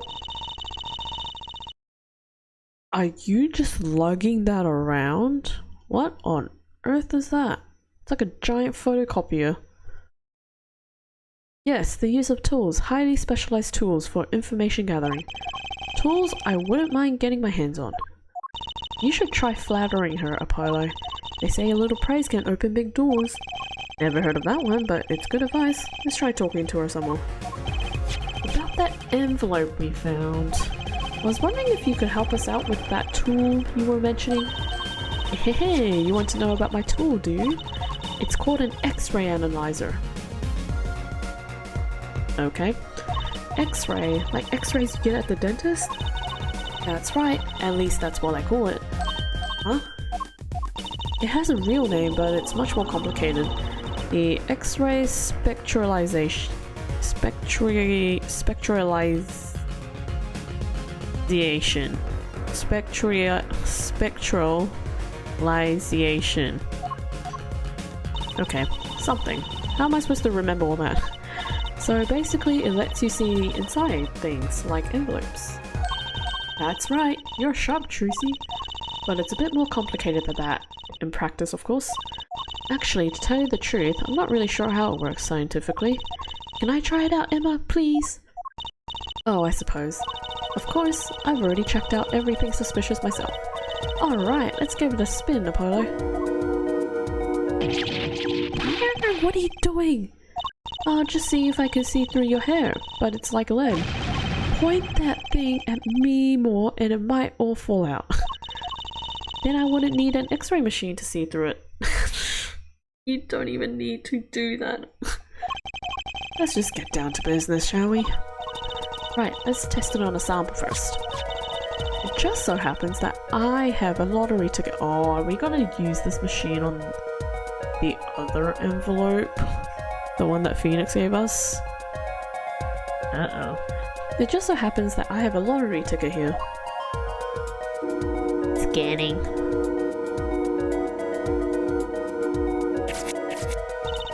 Set the sample in the device like so. I don't see anything. Patience, there's no need to get all antsy. Look at the right side of the screen. That's the layer view of the envelope. Layer view? You've got it set to display the outside of the envelope now, see? Actually, it's quicker to just have you give it a try. Turn that dial there with the right stick for me, would you? I am not doing it, it's doing it itself. That's right, that's how you want to choose what depth you want to scan. Hey, I've got something. See? That's how you can read the letters on the ticket inside. Cool, huh? Except, I can't read them. Just turn the dial a little more. What you have to understand is that a sheet of paper isn't really flat at all. When you zoom in that much, you see that paper is like a bunch of hills and valleys. Wow, really? This X-ray device uses a beam with a wavelength of only 0.05 microns. It breaks cards down into thin layers so it can only show what's written on that layer. I'm not entirely following you, but what good is it if you can't read anything? That's why we're going on to step 2. Try rubbing the image a bit more if you would.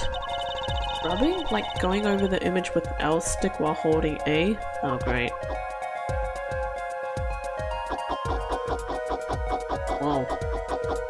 This reminds me of that, I forgot what it's called.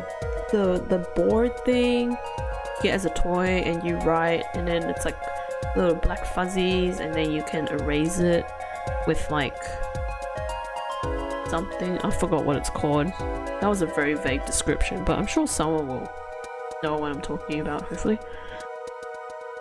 There, that fixes the image on the screen. Now, turn the dial again just a little. Good, now you can rub this image to fix it too. Hey, I get it. We just keep doing this until we get the whole thing. Exactly, not bad. Neat, let's do some more.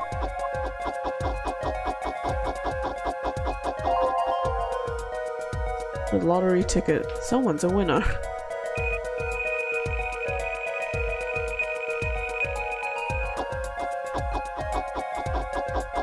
Big winner!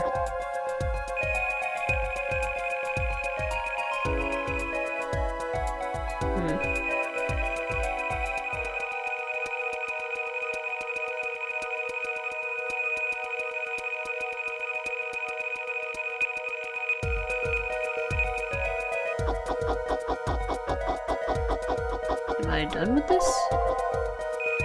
Guess not. Oh, it has to be like super clear. Oh, I see. Okay, let's print this one out.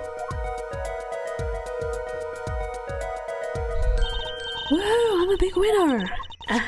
See, this is the true hidden power of my weapon. Neat, huh? Now let's try it out on the real thing, shall we? Okay, it's not too intricate, which is good.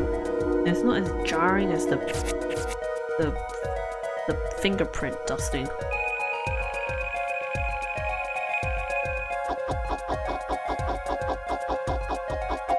This is kind of fun though, not gonna lie.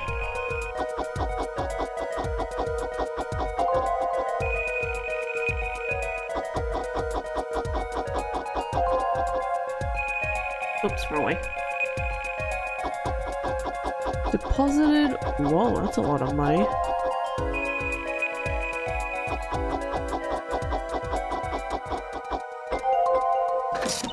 Okay, let's print this one out. Someone deposited $100,000 into Mr. Mashan's account? These paintings must be really valuable. There's another page in there. Care to take a look? You bet I do. If you're going to read someone's mail, you might as well read it all. Says every person ever. Here goes with the second page then. Thanks everyone for hanging out. Those of you still in the chat or still lurking, appreciate you guys. Reminder, tomorrow there is no stream because I streamed yesterday. So next stream will actually be on Saturday next week, not Friday or Thursday. Because both of those days I have stuff on. So I think we'll be done with this case and game.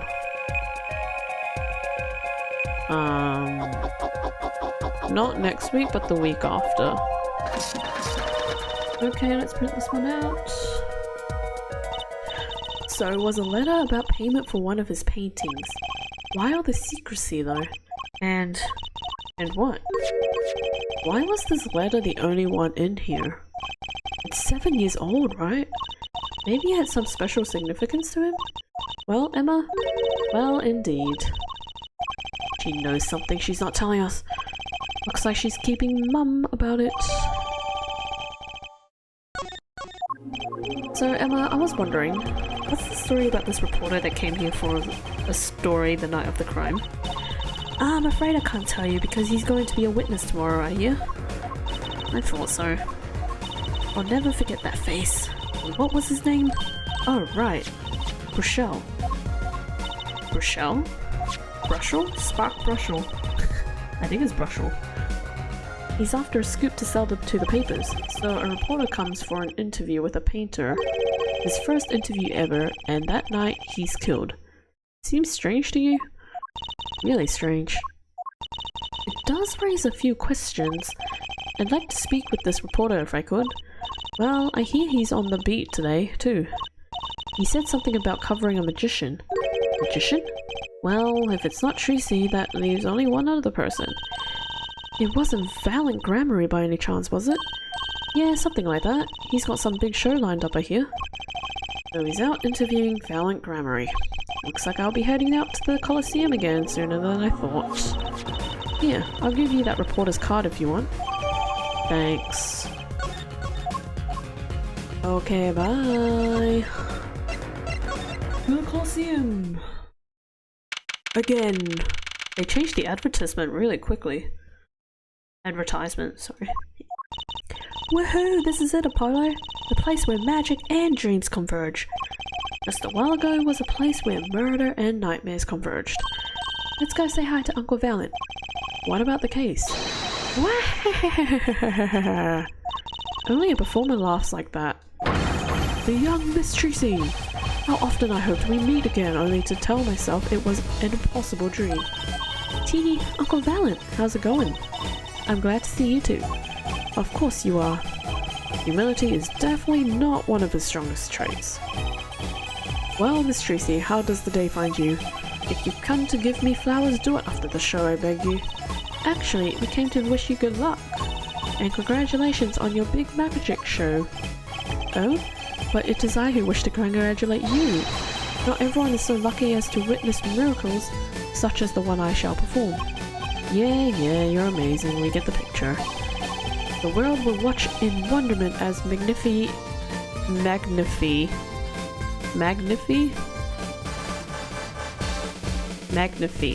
I forgot how I pronounced it yesterday. McAfee's illusions are reborn. Here on stage, by my hand.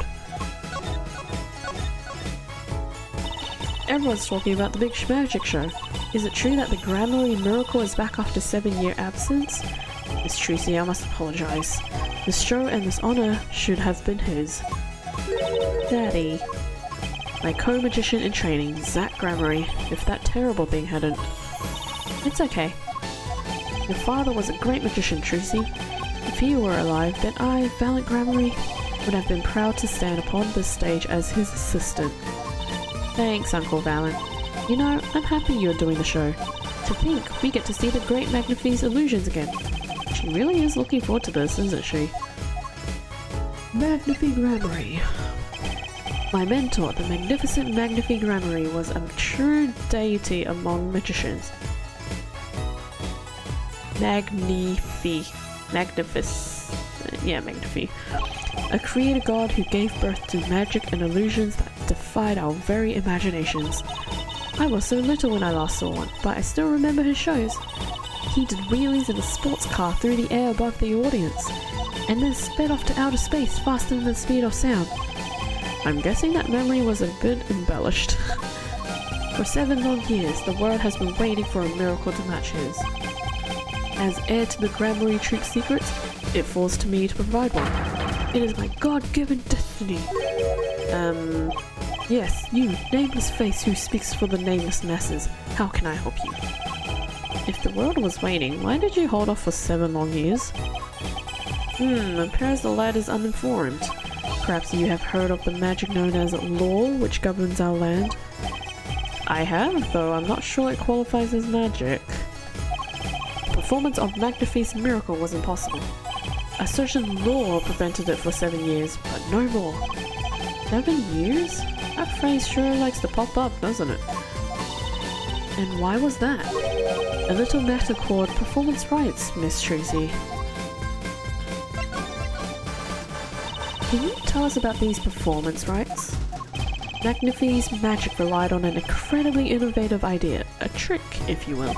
That trick was considered his property and as such was protected by property laws. Okay. Intellectual property, maybe? Magnifi knew this and bequeathed it in his will. To one person. You mean him? Yes, Miss Tracy, it was your father.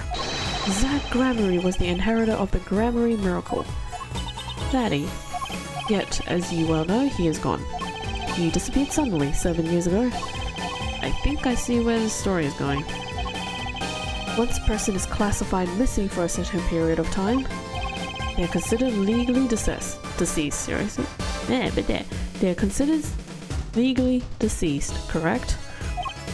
In all absoluteness, those rolled up sleeves conceal your competence, well, young man. Again with the reference to my sleeves. They just won't let go of it, will they?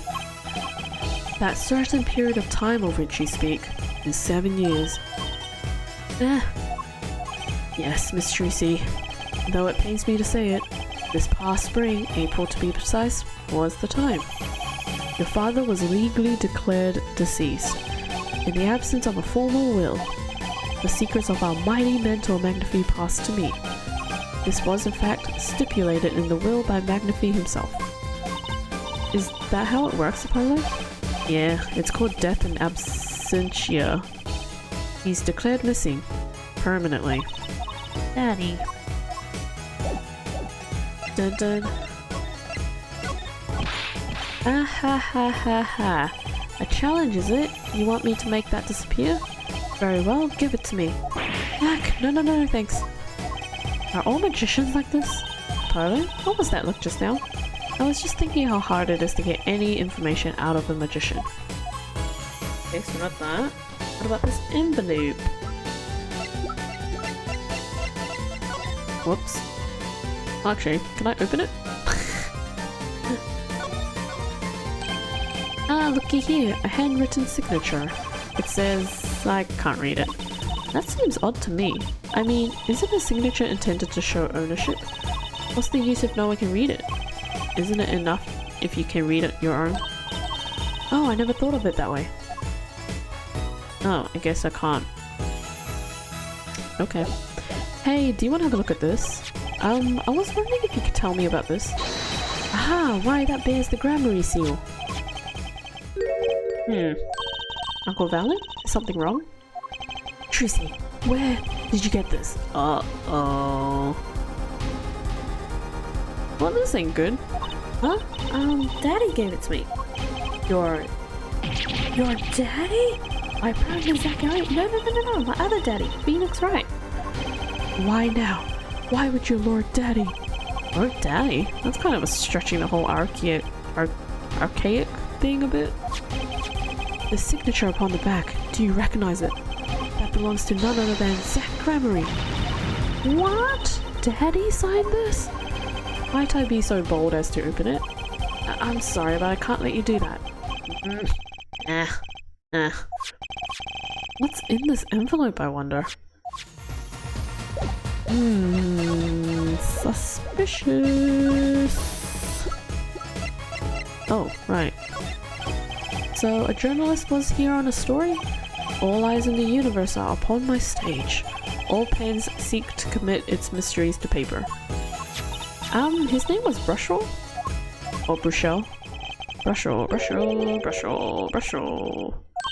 I think he remembers him. He doesn't look too happy about it. Brushell, that cloying smell of mint when he smiles, yes. Could you tell us more about him? What did he want? Brushell, journalist. A man by that name called on me just now. Valen's vision is always toward tomorrow. Valen's feet step always forward. That is all. Excuse me. That is all very confusing. Sure is. I am to perform a big magic show, yes? I wanted someone to cover it. Yet, he had ears only for that incident. That incident? In any case, I requested that the rapacious reporter remove himself. So a painter has died. What of it? It is but a footnote in the footlights compared to the magic of Grammary. Uncle Valen, do you know where the reporter went? I recommended he visit that place popular with penalized perpetrators. The detention center? He was a rude individual. Might I see that card? Sure. He just ripped it up. He would tear apart my respectability, I would tear apart him. Ooh, here it comes, Apollo. Uncle Valen's big magic trick. Is he going to fix the card? Not sure that qualifies as big magic. Guess not. What happened to the big magic? Ahahaha. Is it not more miraculous for it to stay ripped? He must have really not liked that journalist. Now the time has come when I must return to make my prestigitacious I said it right the first time and I screwed it up. Prestidigitation preparations. By your leave, Miss Tracy. Thanks, Uncle Valen. 3 days from now, make ready for a miracle. Bye-bye. What do you think that journalist was after? And why did Valen react to that envelope? Oh, like that to this envelope. I think it's time to pay the detention center another visit. Okie dokie. Oh, you're still here. Hello. Goodbye.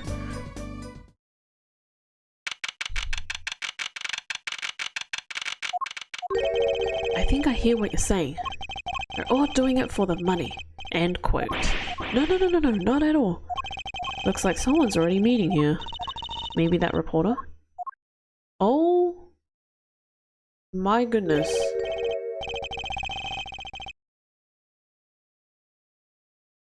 Why is his chin blue? Or the bottom half of his face blue? This is a... okay. Hey there, how you doing? Who might you be? Sorry, we didn't know someone was already here. I'm Apollo Justice, attorney at law. Talk about a nervous monkey. You're Justice, you... oh, I don't like his smile. giving me the EBGBs. I don't like it. You know me? Do I know you? Of course I know you. Stares down witnesses on stand till they spill beans, end quote. No, that's not true. What's he writing? Are you a reporter by any chance? Whoa, you!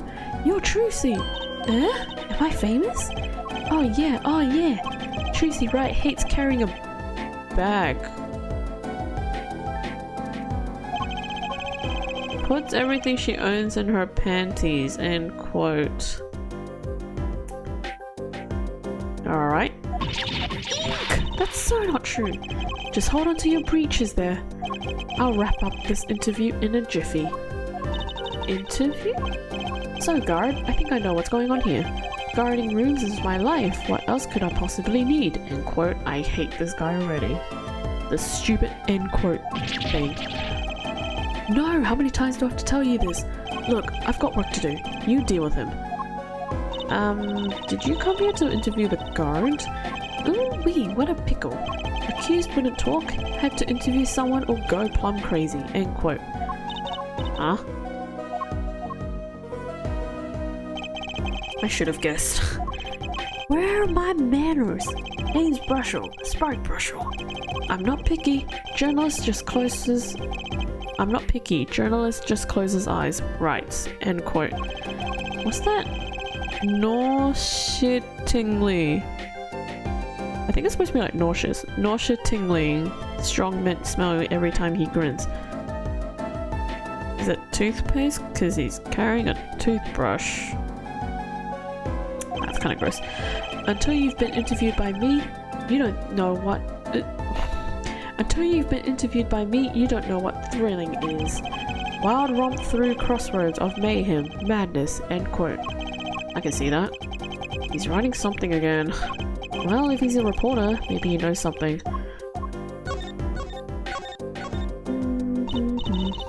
So, Mr. Brushel, you're a journalist? Ah, me? Oh my gosh, his name is meant to be like Herschel. But it's Brushel. Oh my goodness. Ah, me? Look, let me state one thing for the record here. Yes? I'm the interviewer, you understand, yeah? I'm the one asking the questions here. End quote. Okay. For instance, I really don't like what he's doing with this toothbrush. Really gross. You think a movie director watches movies? Well, I think he probably does. Exactly, I knew you'd understand. Huh? Huh? Indeed, I do not understand that logic. So the night of the murder, you were at Drew's studio? Who? Me? Look, let me state one thing for the record. Yes? I may look calm and collected, but I'm busy, real busy, always on the road. Journalist always buys one-way tickets, never looks back. End quote. I can understand that philosophy, but you want to know the thing about one-way tickets? Once you use them, they're gone. Or because you have to give them back, or because you have to give them to the guy at the airport. Is that how? What? Okay. True enough. But don't they give normal tickets away too? Exactly. See, it's the same thing.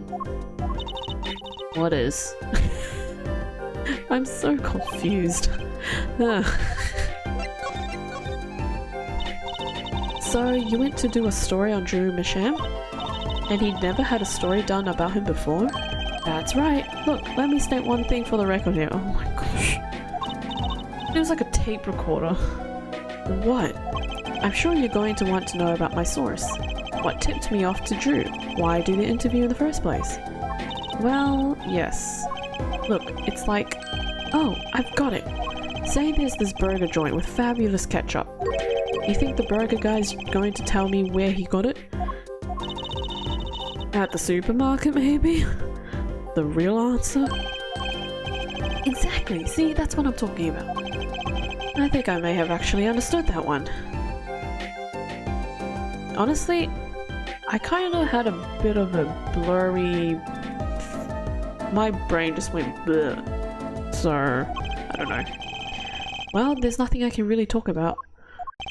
Walls have ears, eyes, especially glass walls with speakers. End quote. Right, guess we'll leave then. Ah, but since you're here, might as well tell you a tidbit of news I saw, just for the heck of it. Sure, tell us, just for the heck of it. I remember like it was yesterday. I'd seen a movie on a trip and wandered into this burger place with amazing ketchup, when an article in a tabloid caught my eye. Famous oil painting stolen from art dealer's gallery, end quote, I believe it was. An oil painting? Happens every day, right? But I thought I'd seen that painting somewhere before. A painting of a giant peach floating down a river. Someone stole an oil painting of a giant peach? Journalists can smell scoop better than burgers, end quote. Guess we have to show him the painting. Is it this one? Ah, right, let me go on the record here. Yes? I know what you're going to say. Russell, take this, write brilliant column, end quote. I don't think so. Look buddy, I write brilliant columns about one thing, and that's food. Try to understand. What could he possibly be writing? He didn't listen to a word I said. Okay, so it's not that. Is it this? No. What is it? What is it? Well, the letter's gone. Or the thing is gone.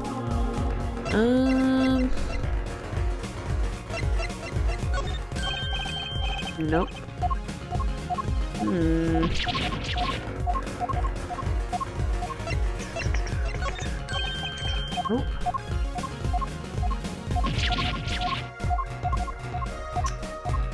Do I go back to the crime scene?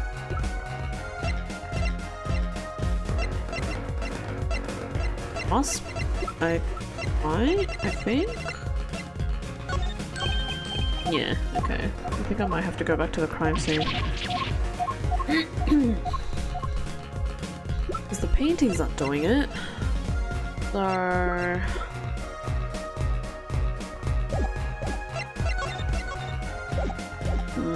we're gonna leave this cheesy face. Disturbing. Well, how'd it go? Find anything out? Actually, there was one thing I wanted to check with you. What's with that scary face you're making? And what's the I know something I'm not telling you face you got there going? You got going there.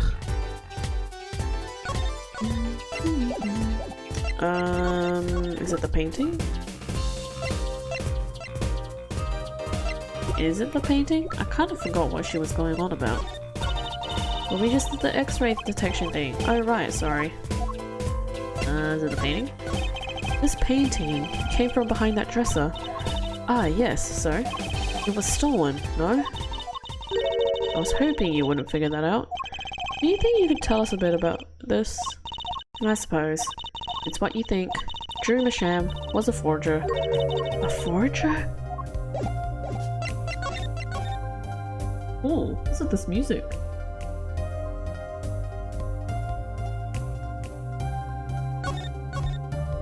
So, what exactly is a forger? Well, basically, it's someone who makes forgeries. Fakes, in other words. Fakes? Copies of an original. Exact copies, so precise you can't tell them apart. Well, why not just photocopy them? The big problem with forgeries is that people try to sell them as the real article. It's a crime, of course. So, Drew Masham was a criminal, I'm afraid so. He received money to create elaborate forgeries to supplement his work in illustration, I guess. I see. Actually, that's why I brought this thing here in the first place. What do you mean? When you're trying to determine if a painting is a forgery, the rough sketch underneath can be a valuable clue. Oh, that's why that's there. So the rough sketch is like practice for the real thing. Like doing a magic trick in front of a mirror before you go on stage. But not in the case of forgery. Not necessarily, anyway. You know what the finished product is going to look like after all? Oh yeah, I guess you would. That's why I brought this. I'm going to use it to see what's under the paint of the finished pieces. I get it now. Not that I really needed to go to such lengths, seeing as how one of the paintings was only half finished anyway. Still, it'd be neat to see Mr. Machan's rough sketches. Kind of like what he was drawing when he thought no one was looking. True, that would be interesting, and maybe valuable for our case. You should try buttering her up, Apollo. Flattery will get you anywhere, everywhere they say. Maybe I should ask Emma to help us out. Now what? This? Oh wait, Emma, about this painting from behind the dresser there. Ah yes, it's what you think. Drew Machan was a forger. Forger? Oh. I already went over that. Let's try this one. I kind of wanted to see the rough sketch under this painting, and I was wondering if your tool there might do the trick. Oh, fine. Just this time, though. Let's check it out. Ooh. Let's use this one. Let's do the pufferfish one, because it looks more interesting. Just looks like a blob.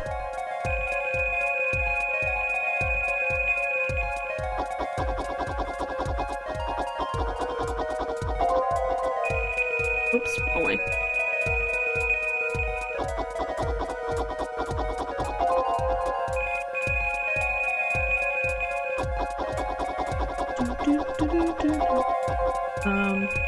Yeah, so once I'm done with this investigation, that's when I'll be finishing the stream for tonight, and it's way over 3 hours. I'm like 3.5 hours in already. What the heck is this? What? What the heck? Wow, he really blows. The finished painting isn't anything like the rough. Devices like mine didn't exist until recently. He probably thought he could draw any sort of a thing he wanted for the rough. What do you mean? Well, in the past, you can only analyze the composition of a rough sketch. Composition? In other words, the traces of charcoal between paint and canvas, so you could tell if there had been a rough sketch. But not what it looked like. Ah, I think I follow you. Though, in essence, it wouldn't matter what was underneath the finished painting. Some pros would actually paint out a rough sketch entirely, then do a completely new painting on top of that. So Mr. Machan was drawing whatever he wanted before painting over them? Possibly? Is there a problem with that? Not particularly, but something about the sketch itself is kind of odd. You're awfully silent all of a sudden, Polo. You think we could check out one of the other paintings? Well, sure. You like this detection stuff, do you? Or don't you? Next one. That second one looked like the noodle stand. Interesting. Oops, wrong way. I need to remember it's anti-clockwise, not clockwise. It's very confusing.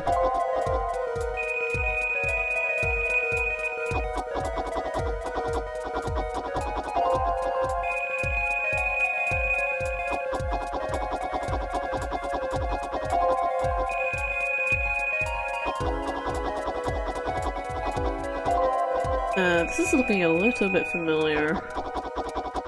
Oh, the cards! Oh, this is... What is happening? This one too. What's wrong, Apollo? You look so serious all of a sudden. You think I could just look at the last one of these? Fine by me, knock yourself out. Is this one going to be the music case? The concert?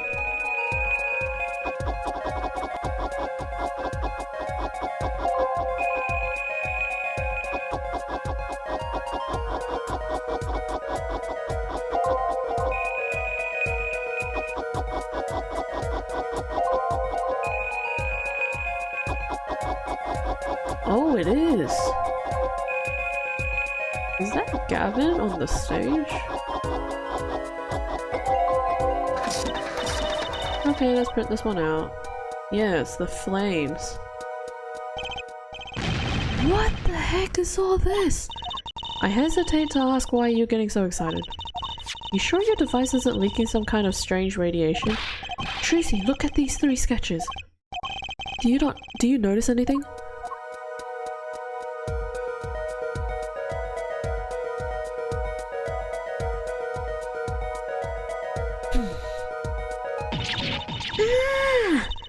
There. Now you're both white as sheets. What's going on? These sketches are of 3 cases I worked on. What? The murder in the poker room at the Borscht Bowl Club. The dead man pulling the noodle stand. And then the events that transpired during the Gaviniers concert. What could it mean? How could he have drawn those things? And why? That's what I want to know. Wait, is Dreamersham your father? Give me a break. Does that seem even remotely possible to you? I've never even heard of Dreamersham before. I hadn't even seen a picture of him. But they were my cases, drawn on his canvas. Every single one of them. Couldn't have been a coincidence. Just who was this Dreamersham? And what did he have to do with me? Hey, to be what the Lord. It's a mystery! Is this the trial? Or another investigation? It's the trial. Okay, so that's gonna do it for me tonight. It's a bit of a lengthy stream, but I hope you guys enjoyed that. That trial for case 3 took much longer than I expected. I think I said the same thing last time for case 2, where I was like, oh yeah, I'll get this last bit done in like an hour. And it took 2 hours.